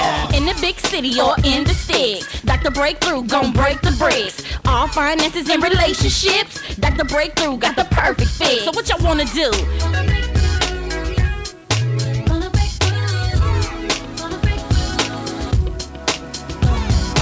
International breakthrough facilitator. Dr. Breakthrough can develop money makers. When you wanna break through, he'll come through. And Dr. Stan Harris is the one to help you. Never have to worry, never feeling blue. Gotta call the doctor so he can help you. Get a breakthrough, what y'all wanna do? Get a breakthrough, what you're trying to do? Motivate you.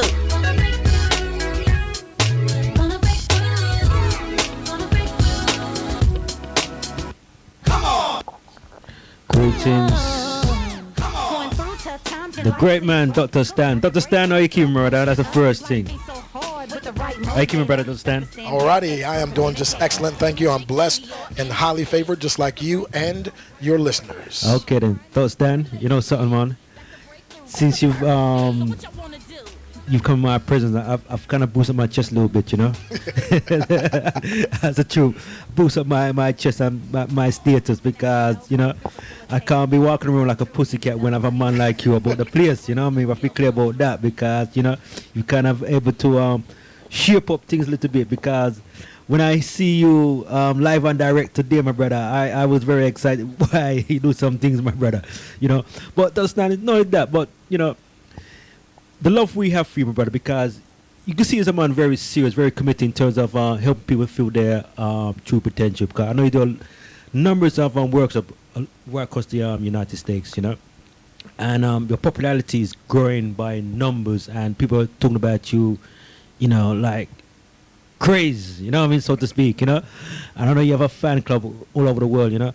But Dr. Stan, you never just come like this. I mean, give a little background about yourself, and what was the turning point where you got involved in the whole thing of motivating and inspiring people, and the energy you have, you know, because I never met anybody who's really got a passion, that kind of fire in the belly. Where did it all start from, my brother? Well, first of all, I've been in all 50 states and 27 countries, so I'm just so blessed and humbled to be able to have the opportunity. But it didn't start there. It started way back growing up in the ghettos of Harrisburg, Pennsylvania, and as a 6-year-old boy, a gang of teenagers jumped me, grabbed me, beat me up, stomped all over me, threw me out in the middle of the field, and then they took a bucket of tar, poured it on my face, poured it on my body, took a bunch of feathers, they threw them on me, and they left me there. For real? For real. And the sad part about it, these weren't white folks. People look just like me.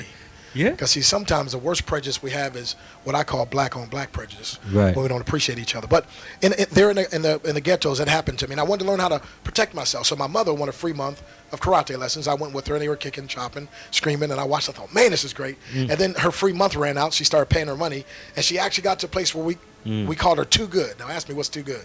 What's too good? Her and her boyfriend got in a fight. She knocked him out. She hit him with a side snap kick in the jaw and knocked him out. I looked at my brother Ronald. Ronald looked at Lonnie. We looked at the guy on the ground and said, man, whatever you do, don't mess with my mama because she bad. And it dawned on me, if the martial arts can help my mother, it probably can help me. So 39 years ago, I got started in martial arts. One, I wanted to learn how to protect myself. And two, I thought if I became a champion, somebody would care about me. Yeah. But now 39 years later, I find myself as a 10th degree black belt. There's less than 100 of us in the entire world. I've been voted into the Black Belt Hall of Fame as well as the Motivational Speakers Hall of Fame. But I tell people that became because of this.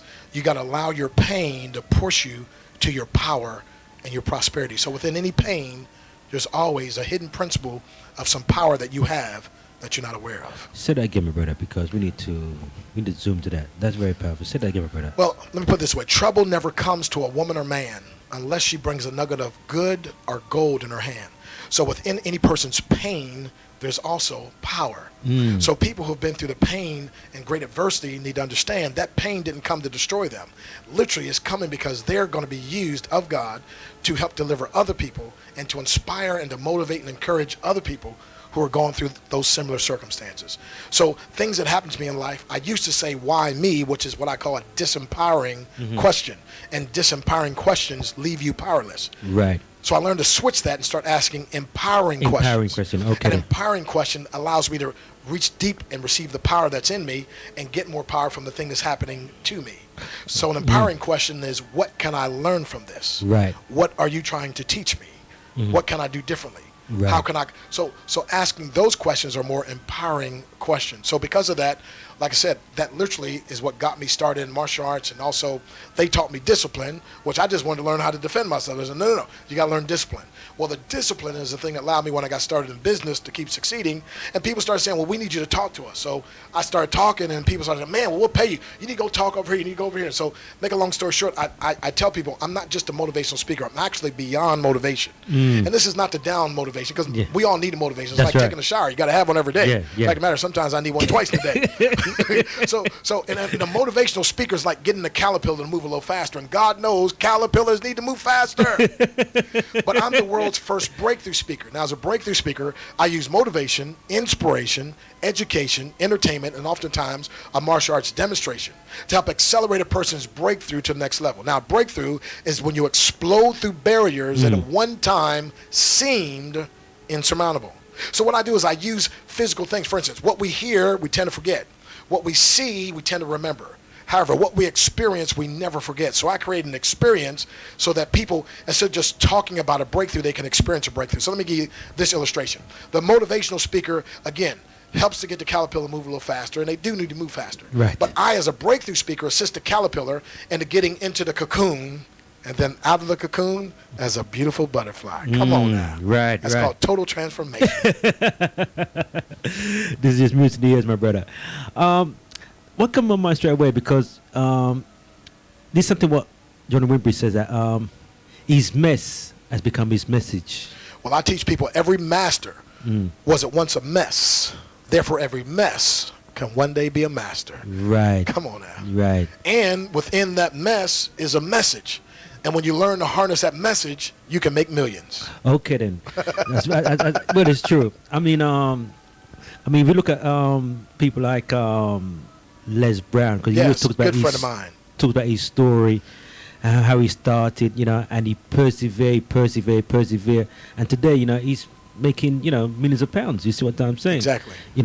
But because of his story and his journey, what he's been through. Well, I'm gonna come to Les Brown, right? But the question I need to ask you, my brother, right, is that why is it you have some people who are successful and some people are total failures? I mean, I wonder if you can break that down and share with us why you have some people, people like yourself and other people out there, okay, who are successful, and some people just failures. Yeah.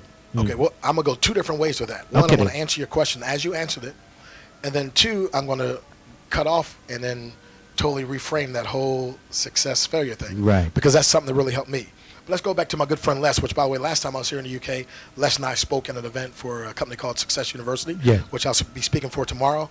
And but anyway, and Les, I mean, just again, like you said, it's an incredible story. He likes to say, if life knocks you down, just make sure you fall on your back, because as long as you can look up, you can get up. Get up. Come on. So, and that's true. That's good. In fact, I met my good friend Willie Jolly, and of course we're all good friends too. Les is good friends with Willie, but Willie says a setback is a setup for a comeback. Come on now. So anyway, but Les says don't allow someone else's negative opinion of you to become your own reality. So he came from a real bad background and had some adversity, and what I found out is all great people have suffered what people consider great adversity. Mm-hmm. But they, again, like I told you, see, pain within your pain is hidden power. And hidden power can be used to harnessing your pain to create your power, and then you can take that to create profits. So Les took the thing that happened to him and create a great story out of it, and now he's been paid multiple millions of dollars to fly around to speak and to travel and to speak to people. Mm-hmm. And again, myself, I've been in all 50 states, 27 countries, and literally I tell people this: facts tell, but stories sell. So if you can learn to tell your story, and we all have a story to tell, and the thing is, the message that someone in the world needs to hear the most, they can only hear it and receive it when they hear you. So you got to tell your message. Mm-hmm. Because again, some of us can speak, some people speak very fancy, some people are very bombastic, other people are very quiet. It doesn't matter. The issue is God has placed within your bosom, within your heart, a message that the world can't quite get it until they hear you. And that's why when I speak with all these great people, I'm never intimidated, because when I come, I'm only looking for the one that's looking for me. And the one that's looking for me going to get it when I get up. Come on now. So principles of success. And again, I'll give you a couple of those and I'll twist that on you. But first of all, people who, and I like to say this, people who are walking in their power. Yeah. Because all of us are powerful, just some folks hadn't walked into their power yet. That's right. Here's a principle. Number one, they learn to spend maximum time with maximum people and minimal time with minimal people. Mm-hmm. People who are not yet walking into power, they do the opposite. Mm-hmm. They spend maximum time with minimal people, and they spend minimal time with maximum people. They spend maximum time on minimal projects, minimal time on maximum projects, and people who are successful and powerful spend maximum time on maximum projects and minimal time on minimal projects. Right. So a person who's always complaining, a person who's always making excuses, now again, in the eyes of God, we're all equal. But when I'm talking about when people are always making excuses, they're always being a victim and all that, they're what I call VDP, very draining people. That's the kind of person I don't have a whole lot of time to spend time with. Why? Mm-hmm. Because the good book, the Bible says, when you go to a town to preach, and if they don't receive your message, dust your feet off and walk on to the next. Why? I believe if you stay there trying to convince them of your message, their doubt will start rubbing off on you. Let me just interject there, my brother, because I'm glad you've kind of touched on that, the whole thing about victim. Because the thing is that, would you say that when we talk about victim and you're a victim, you're kind of tracking it to your subconscious? Exactly. Right? And you're bringing all these things to you. So you can't see no way out, because that's what you want. You said that you're a victim and you bring it to your subconscious. So what we should be about doing is changing our language. Right. Right? And have a game plan. Exactly. And be focused where we want to go to. Because, we just, if you see all victims, for example, in the UK, there's this, and the brother would say that, gun and knife crime. Here we go, gun and knife crime. That's where we go. It's gun and knife crime, but that's where you're tracking to your subconscious. Right. Yeah. So I just want to inject in, my brother. Yeah. Well, and since you said that, let's do the whole switch on the word success. Then I tell people, technically, there's no such thing as success or failure. Right. There's just results. Okay. There's favorable results, and there's unfavorable results. See, here's what happens. When we start saying success and failure, so somebody does something and they, quote unquote, so they get success, so now they think they're somebody, they're above everybody else, so they don't have to listen to anybody else. Right. So now they're proud, haughty, lifted up. This other person doesn't have that quote unquote success. They have failed, so now they start looking at themselves as a failure. Failure, right. Now, if you look at yourself as a failure, you can only fail. Right. And see, so here's the point. I say there's no such thing as success and failure per se. There's just results, favorable and unfavorable results. Here's why I say that. Because when I do something and it comes out good, that's favorable results. Now all I have to do is track what I did and do it again, and I get some more of it. Mm-hmm. Or do more of it, and I get more of that. So now I'm continually growing, and in the world's term, getting more and more successful every day. Mm-hmm. But I don't look at it as success. I just look at it as results. And so I want to keep tweaking that and get more results. Now, if I get unfavorable results, what people call failure, if I think of it as failure, then can you imagine if I'm thinking myself, like you said, as a failure, I can only fail. So I got to get that on my mind. So if I say I just got unfavorable results, now what do I need to do? I just need to tweak what I've been doing. So I go from unfavorable results to favorable results. Now I'm not suffering from low self-esteem. I'm not beating myself up because I'm just a failure. Woe is me. And by the way, person's not a failure because they fail. They're only a failure if they quit. But again, if you can totally reframe the whole thing by taking that all out. No success, no failure, just results. By the way, when things go wrong, as they sometimes will, and the road you're trudging seems all uphill, when the funds are low and the debts are high, and you want to smile, but you have to sigh. If care is pressing you down a bit, rest if you must, but please don't quit. Success is failure turned inside out, the silver tin of the cords of doubt, and you never can tell how close you are. Victory may be near, though it seems afar. So stick to your guns when your heart is hit. It's when things go wrong that you just mustn't quit. And there's somebody listening to this recording, somebody listening right now that's just at the verge of giving up because they think they're a failure, when literally all they've gotten is unfavorable results. If they just switch, they can tweak it, they can get better results, they can get back up and go. So come on now. Come on, come with it. Yes. Open up the live link number. If you want to join in our Dr. Standard question, feel free to do that. The live link number is 07984 931 588. I repeat, 07984 931.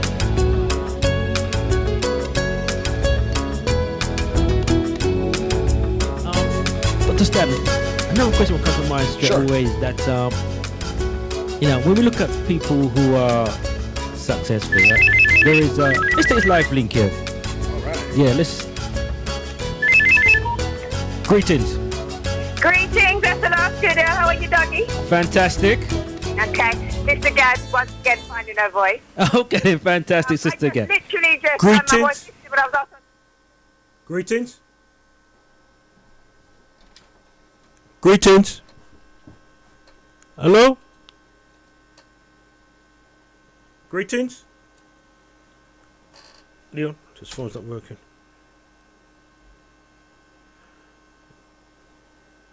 Greetings. We've got problems with the live link here. Greetings. Go on, Leon.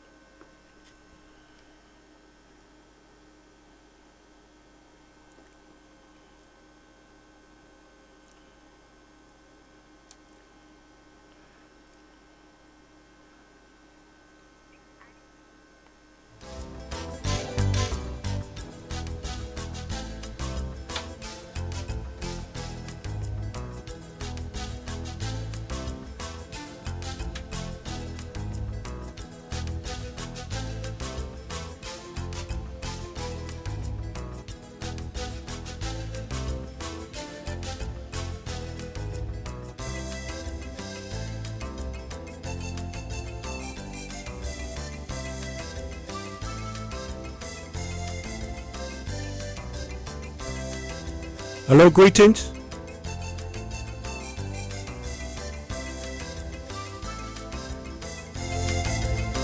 Okay, we've got to have the live link number.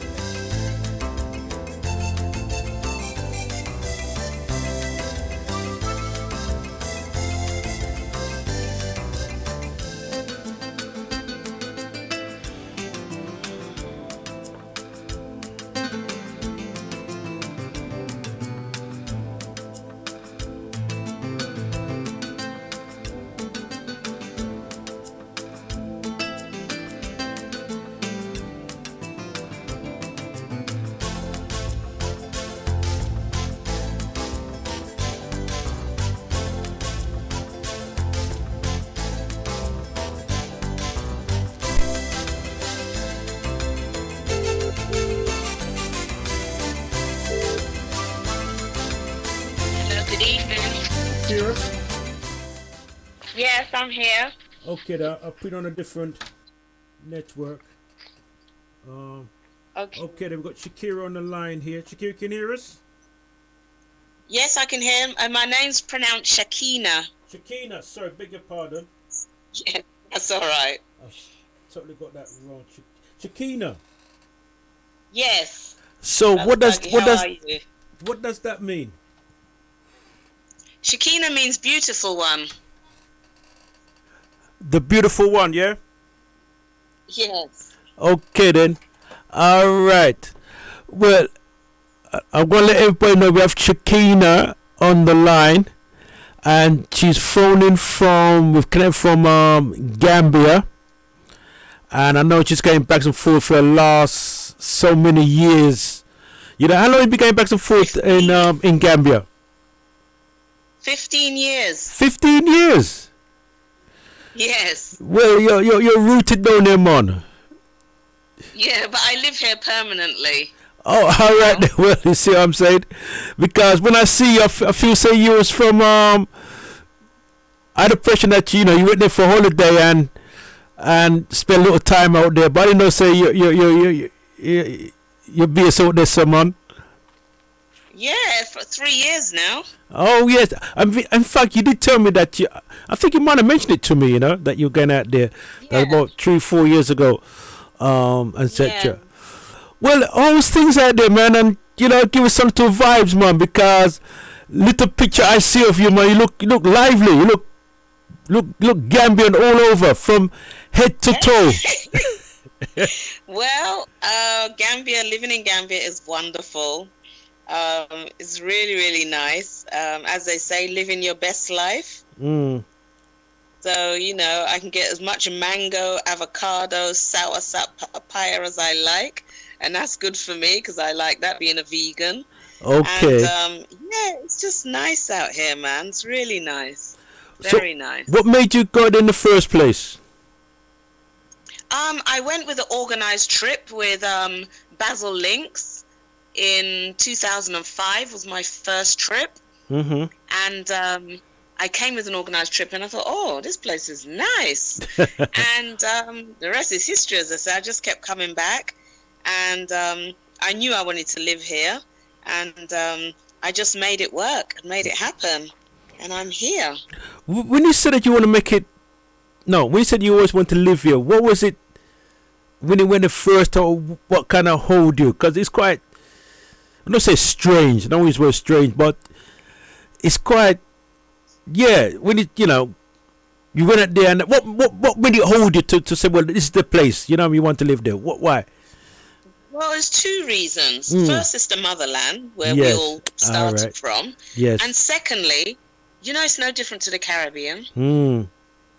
It's no different at all. The same things we see in the Caribbean, vendors on the streets, some nice house, some not so nice house, some dirt roads, some tarmac roads. It's the same thing, no different.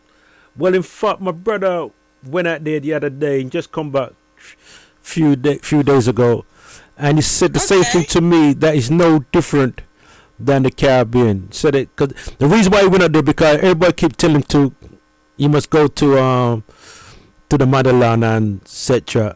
Yeah. And he just said himself, all right, then let's go out there and see what's going on. He said the same thing, everybody just love him out there, and he said, Exactly. Yeah, so this is our home, and even though we've been detached from this home for over 400 years, you come here and you feel as though you've been here all the time. You don't even notice that detachment half the time. Right. I've been here 3 years now permanently, so I've got a lot darker than when I was in the UK. And people just come up to me and start speaking Wolof or Mandinka or, Fuller, because you just blend in. So so they don't even know. It's only until I open my mouth that they'll know I'm from, the UK. But tell me, son, in terms of I understand there's quite a few people from the UK have been traveling to Gambia for the last so many years, and have you booked up enough people from the UK from out there and thing, and yeah? Oh gosh, yeah, we've been, I've known people here since 2005-06, and we've got a little community going here, and different places would meet up, different establishments that we've established, like Maimuna's Garden. We've now got Messiah's, you've got Spangler's. You've got different restaurants where we own as returnees, and we will go to those places and catch up with each other, network with each other, share our stories with each other. So it's really, really good. That's really that nice. We can communicate with each other and support each other. So So we have got a nice community going, and we've had that since 2000 maybe since the early 2000s, but I can only speak from when I started coming here. And, that really helped me a lot, having that support network to speak to people when I first came here to learn some of the do's and the don'ts. Okay. But that definitely helps, ease off. Because you don't want to find yourself in especially somewhere you don't really familiar with. You don't want getting yourself in any kind of wranglings if, Absolutely. Yeah, absolutely. definitely. That definitely really help. I think. Each other, share stories, the good, the bad, and the ugly. So that, we will transition easier. All right. But the way you talk, man, you sound so smooth and you're home like you're in the front room. Dougie, you have to be here to understand. I cannot describe to people what it's like living here. They have to come and see for themselves, because everybody, will experience it differently. But for me, I make the best of what it is here, and I just absolutely love it. It's why I don't even come back to the UK. Okay, because I haven't seen you for a little while, Zappin. So a good little few years I haven't seen you. Long time, yes. To that place. So, yeah. But tell me something. So what do you do out there? What's your what do you do? What do you do? I do lots over here. Yeah. I've got my health business. I don't know if you remember Nubian Health that I started in the UK. I'm maybe doing some health products and thing you was doing. Yes, so I came here and started that. But it seems like the ancestors have pushed me in another direction. Mm-hmm. I'm actually got a building company now. You got what? A building company. You have a building company? Yes. I don't associate you with a building. Oh, you should see me on site making bricks, mixing cement, all kind of things. I love it. Oh, yes, sir. Yes. So I have a one-stop shop. So, I'll find land for people. I'll build their house, get their plans drawn up, get their borehole dug, the electrical work, the plumbing work, all sorts of things, just to make it easier for our people, because you can appreciate, the stories from the Caribbean. Mm. Sometimes even our own people can, try and rob us. Mm. And, when you don't understand the system properly, that can happen. Mm. Okay then, never. Well, obviously, good thing we're talking now, because, as we said, we know enough people want to come back to Gambia and they don't really know where to go. So, like, no, yeah. So what do? You find land for them and thing? Well, yes, I do. I've even created a couple of housing estates. For our people that want to live amongst, other returnees. But also, it's not just about living amongst other returnees. It's about making sure that our ancestors can find a path home. Mm. And we can do that by coming home and building our house and, inviting our ancestors. So on the 24th of November, last November just gone, we had a big celebration. And my first housing estate is called the Door of Return. So our ancestors left through the door of no return. But I created a housing estate of 40 plots, and we called it the Door of Return, and we had a big celebration on 24th November where we poured libation and we walked through the Door of Return and invited our ancestors to come home. But listen, but that's amazing, That is amazing. That is really amazing. In fact, someone did mention something about the Door of Return, but I didn't make the connection. I just mentioned it. Okay then.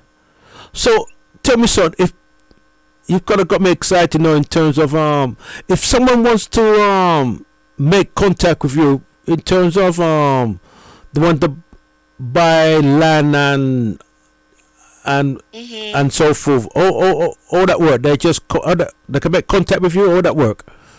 They can contact me on my email initially, which is nubianlc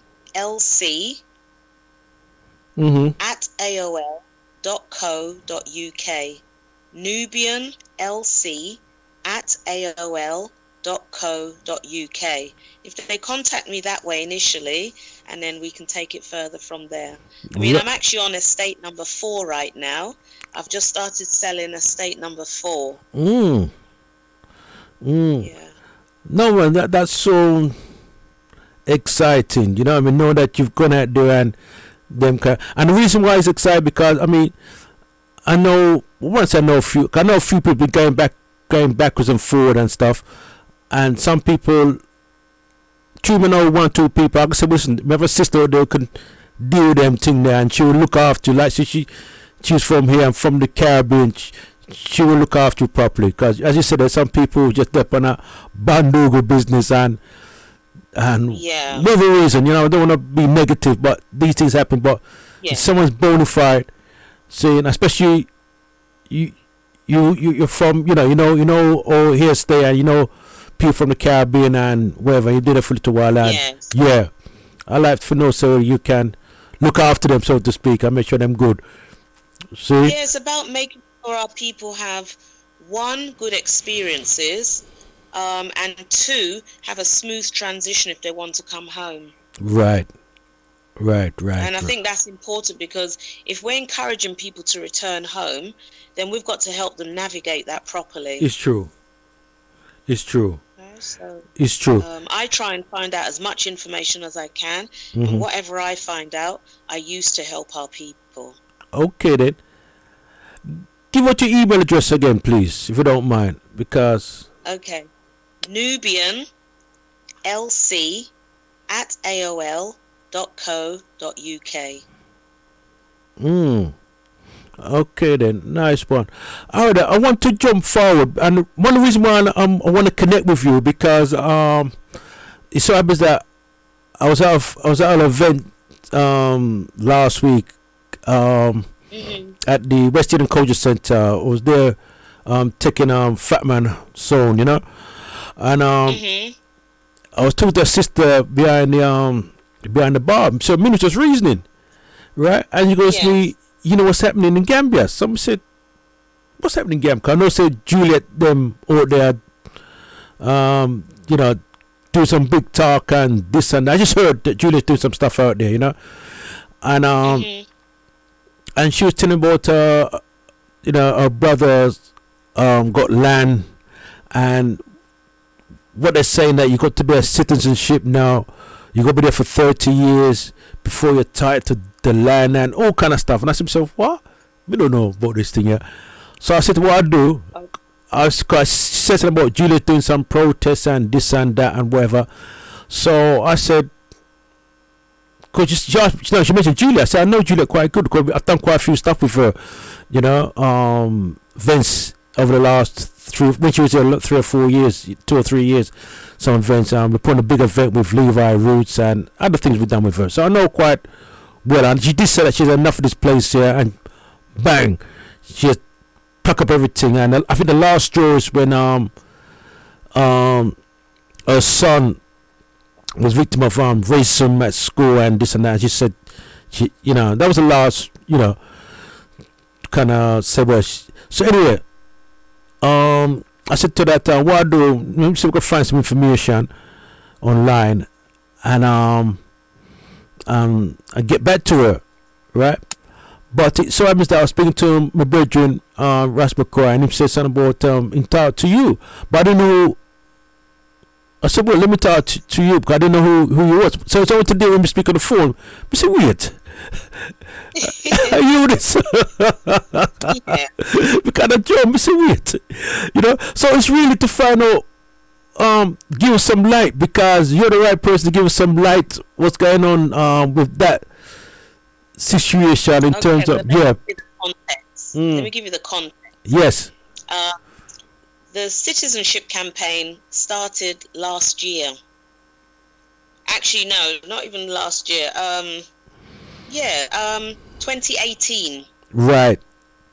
So long before other people came here, 2018. And that's when Gambia decided they wanted to rewrite the 1997 constitution. Because they believe it wasn't right for Gambia.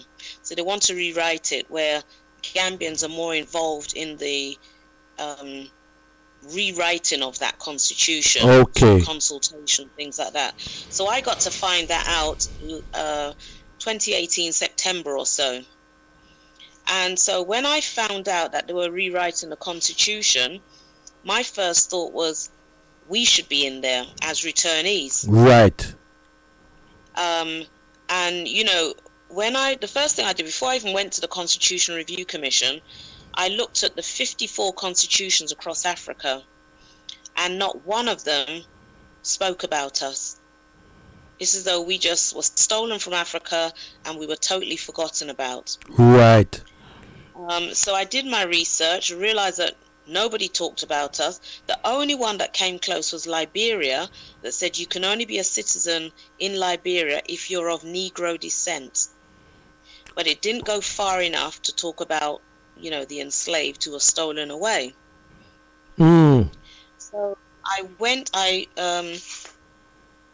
a letter to the Constitution Review Commission seeking an audience with them. They agreed, and I went and did a presentation with them, and we filmed it because it's a historic moment for us as returnees to be talking about being included in the Constitution. So I think, you know, for our children, our children's children, they want to see what legacy we've left for them. Yes. So I had it filmed. So there's the evidence there that this started a long time ago. Yeah, people think it's just something that started 2 minutes ago. It's not. So hold on, just to, sorry to jump in like that, but when you say they had a film, is it something we can have access to the film, or can we see it online, or how does it work? Yes, I've got to find. You know, I'm not too good with this technology something. So I have an old YouTube channel that I'd forgotten I had, so I'm going to try and put some things on that. Oh, okay then. Put it online. But if I think it might be, no, it's not on actually because it's too big for the Facebook page. We have a Facebook page as well for the African Diaspora Returnees Association. Okay. Which is an association I started for returnees.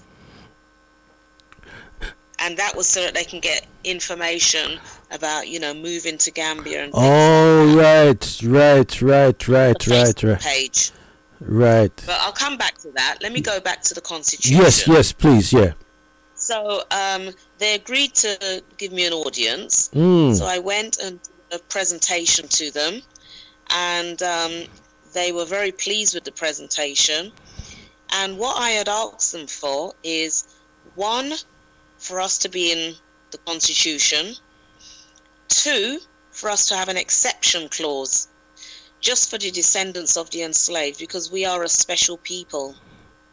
And what I asked them for is an exception clause giving us citizenship. Now, you can't just come into people's country and just demand what you want. Yeah. So I'm negotiating with them. Yeah. Because the last constitution said if you're married for 7 years to a Gambian and you're living here continuously, you can apply for citizenship. If you're not married, you have to wait 15 years. You have to wait 15 years? Okay then, yeah. Too long. Especially if, let's say, you know, you're my age and you're coming up to your late 50s. That's no good. Yes, I understand, yeah.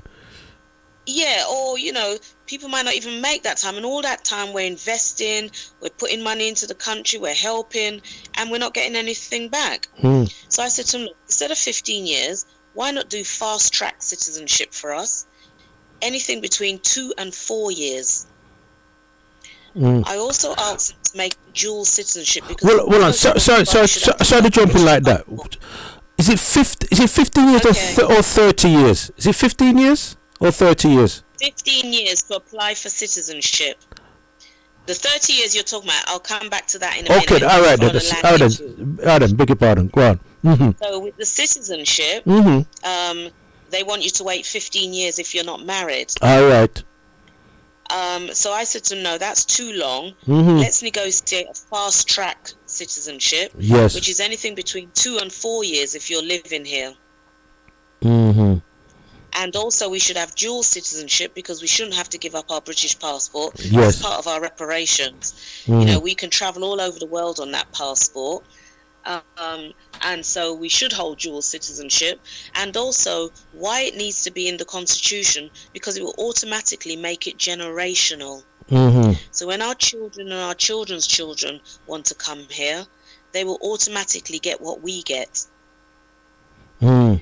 So they listened Mhm. very well, and within a couple of months, they notified me that they're going to put that to Parliament because they agree.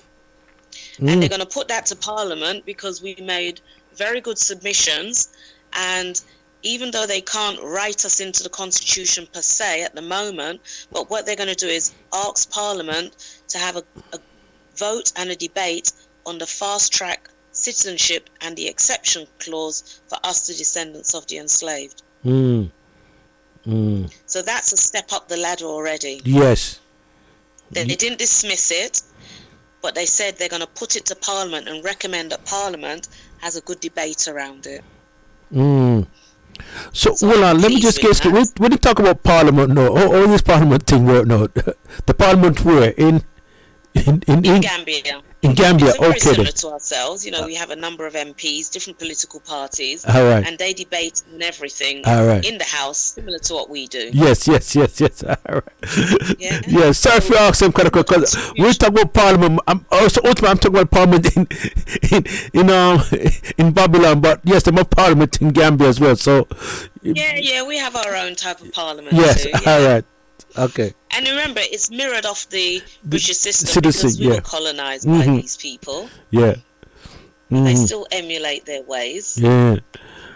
Mhm. So the second issue is land ownership. All right. So as the Constitution has been drafted, it's only in draft form at the moment because they've just done their second round of consultation around the whole country. So they're asking Gambians of their opinions on different things. So the land ownership now, what they're saying is that if you're a Gambian, you know, you can hold land for as long as you want and pass it on. But we If also you're a Gambian. buy land. Oh, if you're a Gambian, could buy land and want to. Oh yeah, I understand. Yeah. All right then. Yeah. Yeah. So what they're saying now is that if you're non-Gambian, so Mhm. you're not a citizen, Mm-hmm. any land that you bought, whether it's leasehold or freehold land, they're going to convert all land to leasehold land for a period of 30 years. It can be renewed 3 times up to a maximum of 90 years, after which time you have to sell it back to a Gambian. And also that tenure of land is retrospective. So for instance, my first plot of land is nearly 15 years old. Yes. So I've already used up half of my 30 years Yes. in the first wave of the 30 years. All right. It hasn't been renewed yet. So we're saying to them, no, that cannot work for us. If that is for big investors like the Chinese and the Indian coming to rape and pillage Africa, then yes, that's fine for them. But if you're casting a big net out, we're being caught in that net, and that's not fair for us because we're African and we shouldn't be treated like that. Mm-hmm. So again, Mm-hmm. I've asked them for an exception clause. If that clause has to stay in for other people, that's fine. But if it's going to affect us, then we need an exception clause, or we can own land in perpetuity so that we can pass it on to our children and our children's children, because we are African and we should be treated just the same as any African. So what I've asked them to do is that however a Gambian can hold land, we should be able to hold The whole land in as the well, same yeah, way. yeah. But you see, the word you use though is like a fishing net, and we kind of caught in that kind of net. And absolutely, yeah, I like we said that no, and you put in, and it's like if we recognize that we're African and we return it, come back home, and we invest back You can't treat the people. You can't treat our cousins like that, man. That's not really right. You're doing that. Mm. You're treating our ancestors like that. And Yes, that's not right. That's not right. That's not right. That's totally not right. Yeah, man, understand what you're saying. Yeah. You know, fought and died, Mm. and you can't, you know, treat their descendants like that. It's just not right. Mm. Mm. Mm. Mm. Mm. So, So we're lobbying, we're fighting, you know. We've been on the TV, radio, all kind of things, you know, lobbying. And we're getting a lot of support from the ordinary Gambians as well. Oh, that's good. That's encouraging. Because like I said... Because they're saying, yes, you are African. Yeah. So, hold on. When you say you get support from the people from Gambia, in terms of they support the argument or what's been... Yes, they support you. No, they support us. They support you. Okay, then. All right, then. Well, that to me, that's key. That is the key. That's the key. I mean, when you think about it, all the major estate agents, 80% of their business comes from foreigners. Yeah, so I'm getting to understand, yeah. Coming home to buy land, Mhm. buy houses, you know, things like that. So they're going to lose a lot of business. Mm-hmm. Mm-hmm. Yeah, so even they're fighting against it. Mm-hmm. Mm-hmm. Mm-hmm. So, my sister, I'm quite excited in terms of what you bring to the table. Well, I'm excited. I'm excited that I'd like to know what we can do from here to support yourself and other people out there, because you know, I mean, what would you like or like us to do from our side of stuff? Support what's happening out there. Okay, well, in terms of submissions, they were calling for submissions, but that ended 31st of December. Mm-hmm. To submit your objections to the draft constitution clauses that are not conducive to us. Mm-hmm. But in terms of supporting us, I would say get the message out. Let them know we're fighting on their behalf. Because remember, this is not just about us that live here in Gambia. It's true. It's true. This is about all of us. All of us, yeah. This is about all of us. And it's not just those that want to come home, even if you don't want to come to Gambia, but we are fighting for our rights as Africans. And that's important. So whether you want to come here, you want to go Ghana, you want to go Zimbabwe, it really doesn't matter. But what we have to do, we have to be united as Africans.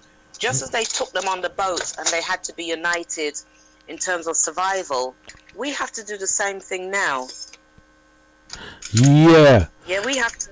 Yeah. Whether, you know, if there's a fight going on in Ghana, we should support that. Mm-hmm. If there's a fight going in Nigeria, we have to We've support that, because yeah. we are one people. Okay then. Well, one of the things I'm gonna do, I'd definitely like to get the message out there and support whatever, you know, we like to support you on. See, so we definitely want to do that and let people know, because even though as we're speaking, I have this. This is on YouTube, Bless Radio, Bless Radio 1. So I'm gonna let people to listen to recording and forward it on and that stuff there, and you know those things, and obviously link up with different community radio stations. Just get the message out there, and because what you're giving us really is clarity. We need clarity, because sometimes people say things and we're not too sure, and we can repeat things and absolutely it doesn't go so tall, you know what I mean? See? Yeah. And the reason why I got is when the sister mentioned about Gambia, she mentioned about Juliet and so forth. I said, weird, you know, because obviously she's quite popular. I get that stand out there as well now, and she's talking about, you know, encourage people to come back to England and say England's a dump and this and that and whatever. So I know that she's getting quite a bit of a profile out there and thing, you know. But I'm glad I'm linked up with you, you know what I mean? Because I want to link up with Julia, but I'm glad to link up with you, and you've kind of give us a good foundation, so to speak, some clarity, you know. Well, you know, I've been working with this for a while, and I'm working with the people that are actually drafting the Constitution. Okay. So that's why I can get a lot of information, because I'm, you know, I meet with them regularly, you know, and I talk to them all the time. and just to make sure that I understand what I need to understand, so that I can then convey that message to our people. Okay then. But you know, I'm not worried about it. Yeah, well, I can see that you're not worried, man, because it's not going to happen. We will get what we need. Well, listen, man, the vibes you're under right now. If people listen to you and follow your instructions, I'm confident everything will be all right. Yeah. There's no doubt about it. You know what I mean? And you think our ancestors are going to allow this to happen? That will stop them from coming home. They won't allow that to happen. It's true, man. People don't have faith in our ancestors. They're very powerful, and if we ask them to intervene in this, they will. And I have faith in them. I don't doubt their powers. This is not going to happen. I'm still selling land now. The people I'm selling land to are not worried. Right. Because they are also spiritual people, and they believe in the power of the ancestors in the universe. And is Africa our home? We will be here. Nobody's running us from here. Yes. Truly, it's true. So I'm not worried about it. Okay then. I was gonna ask you, right?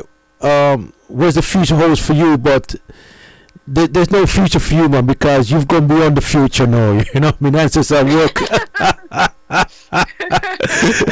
They've kind of fruitful question I would ask you was in Babylon, but you've gone beyond the future. You know, answers at work with you right through. You know what I mean? So we can't ask them kind of fruitful question what the future holds for you. Let me know, say. Answers I work with you right through. See, but we do anything without the ancestors, Dougie. We just can't. And people that think, they can work without the ancestors, they're going to be sadly mistaken. See, yes. Without them, we're nothing. Absolutely right.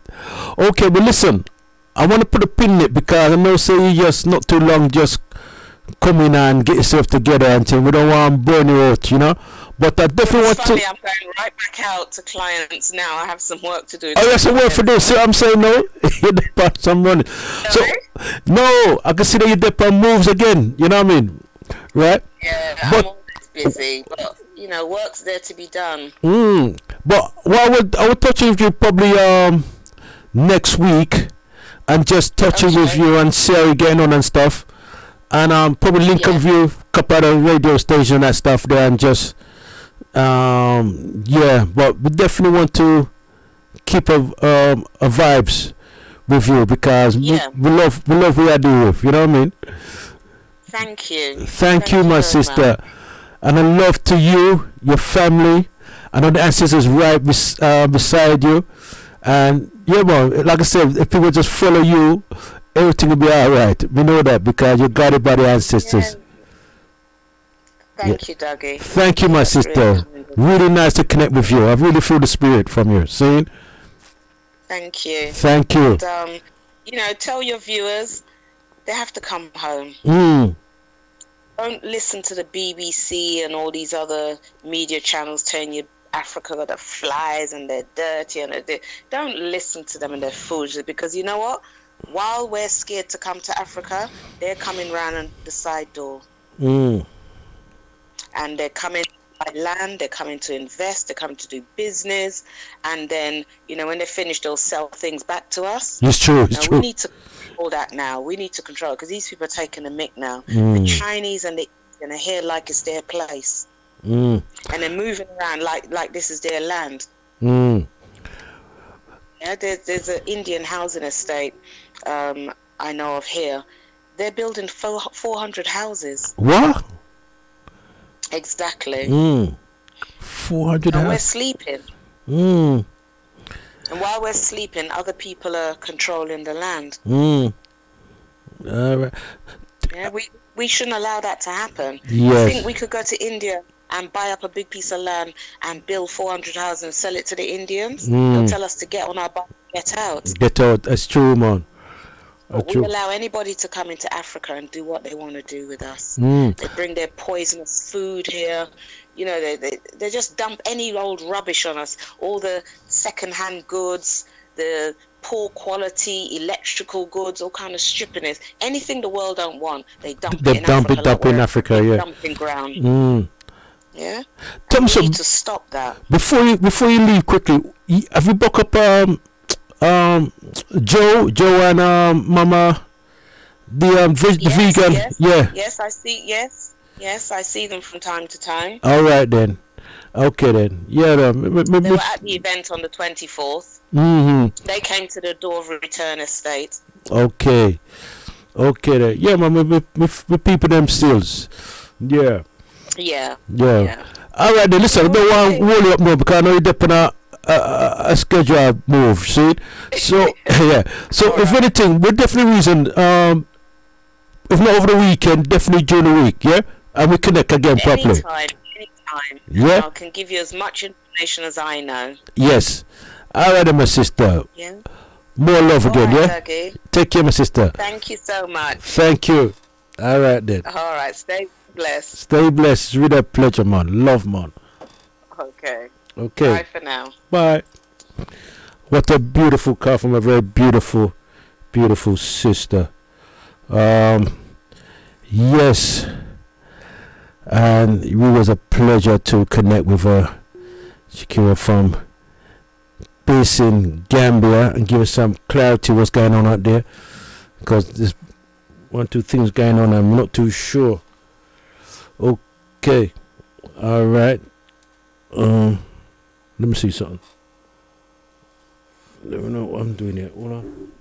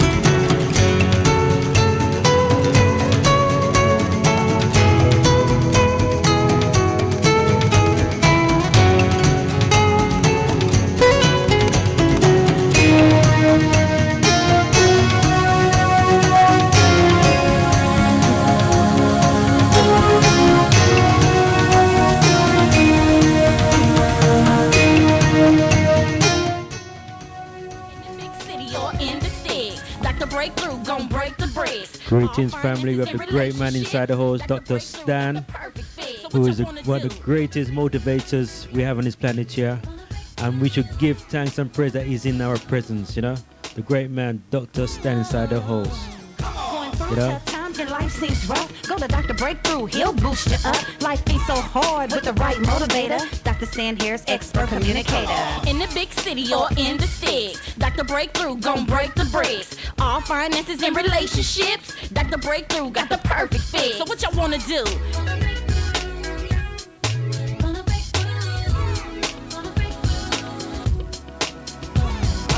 International breakthrough facilitator. Dr. Breakthrough can develop money makers. When you wanna break through, he'll come through. And Dr. Stan Harris is the one to help you.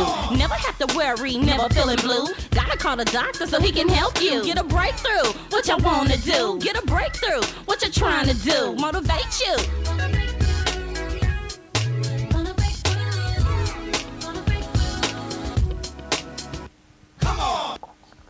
Greetings.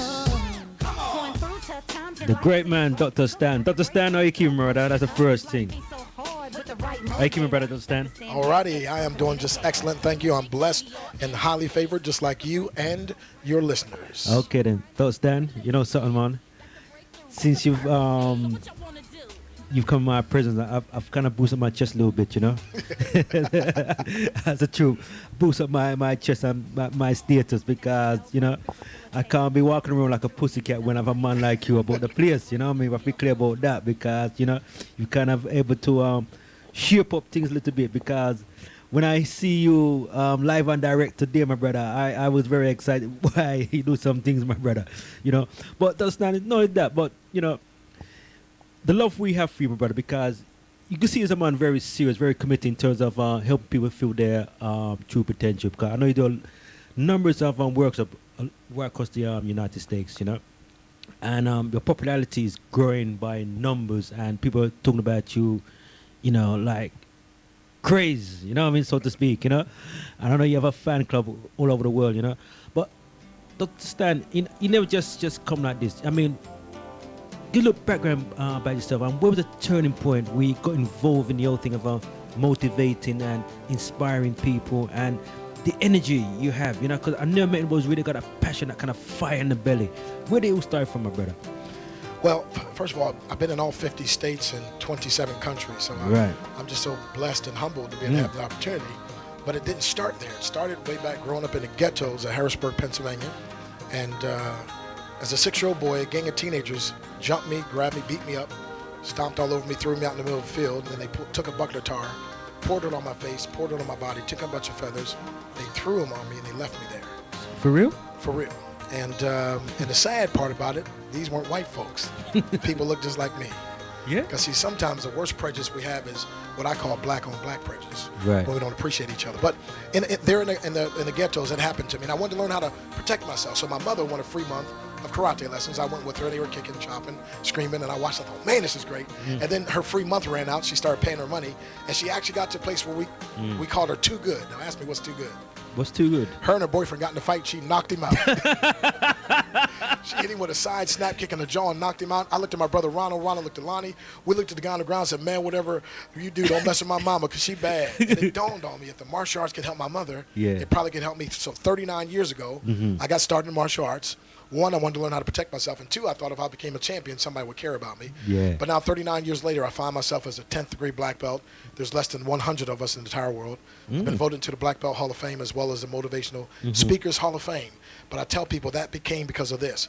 You got to allow your pain to push you to your power and your prosperity. So within any pain, there's always a hidden principle of some power that you have that you're not aware of. Say that again, my brother, because we need to zoom to that. That's very powerful. Say that again, my brother. Well, let me put it this way. Trouble never comes to a woman or man unless she brings a nugget of good or gold in her hand. So within any person's pain,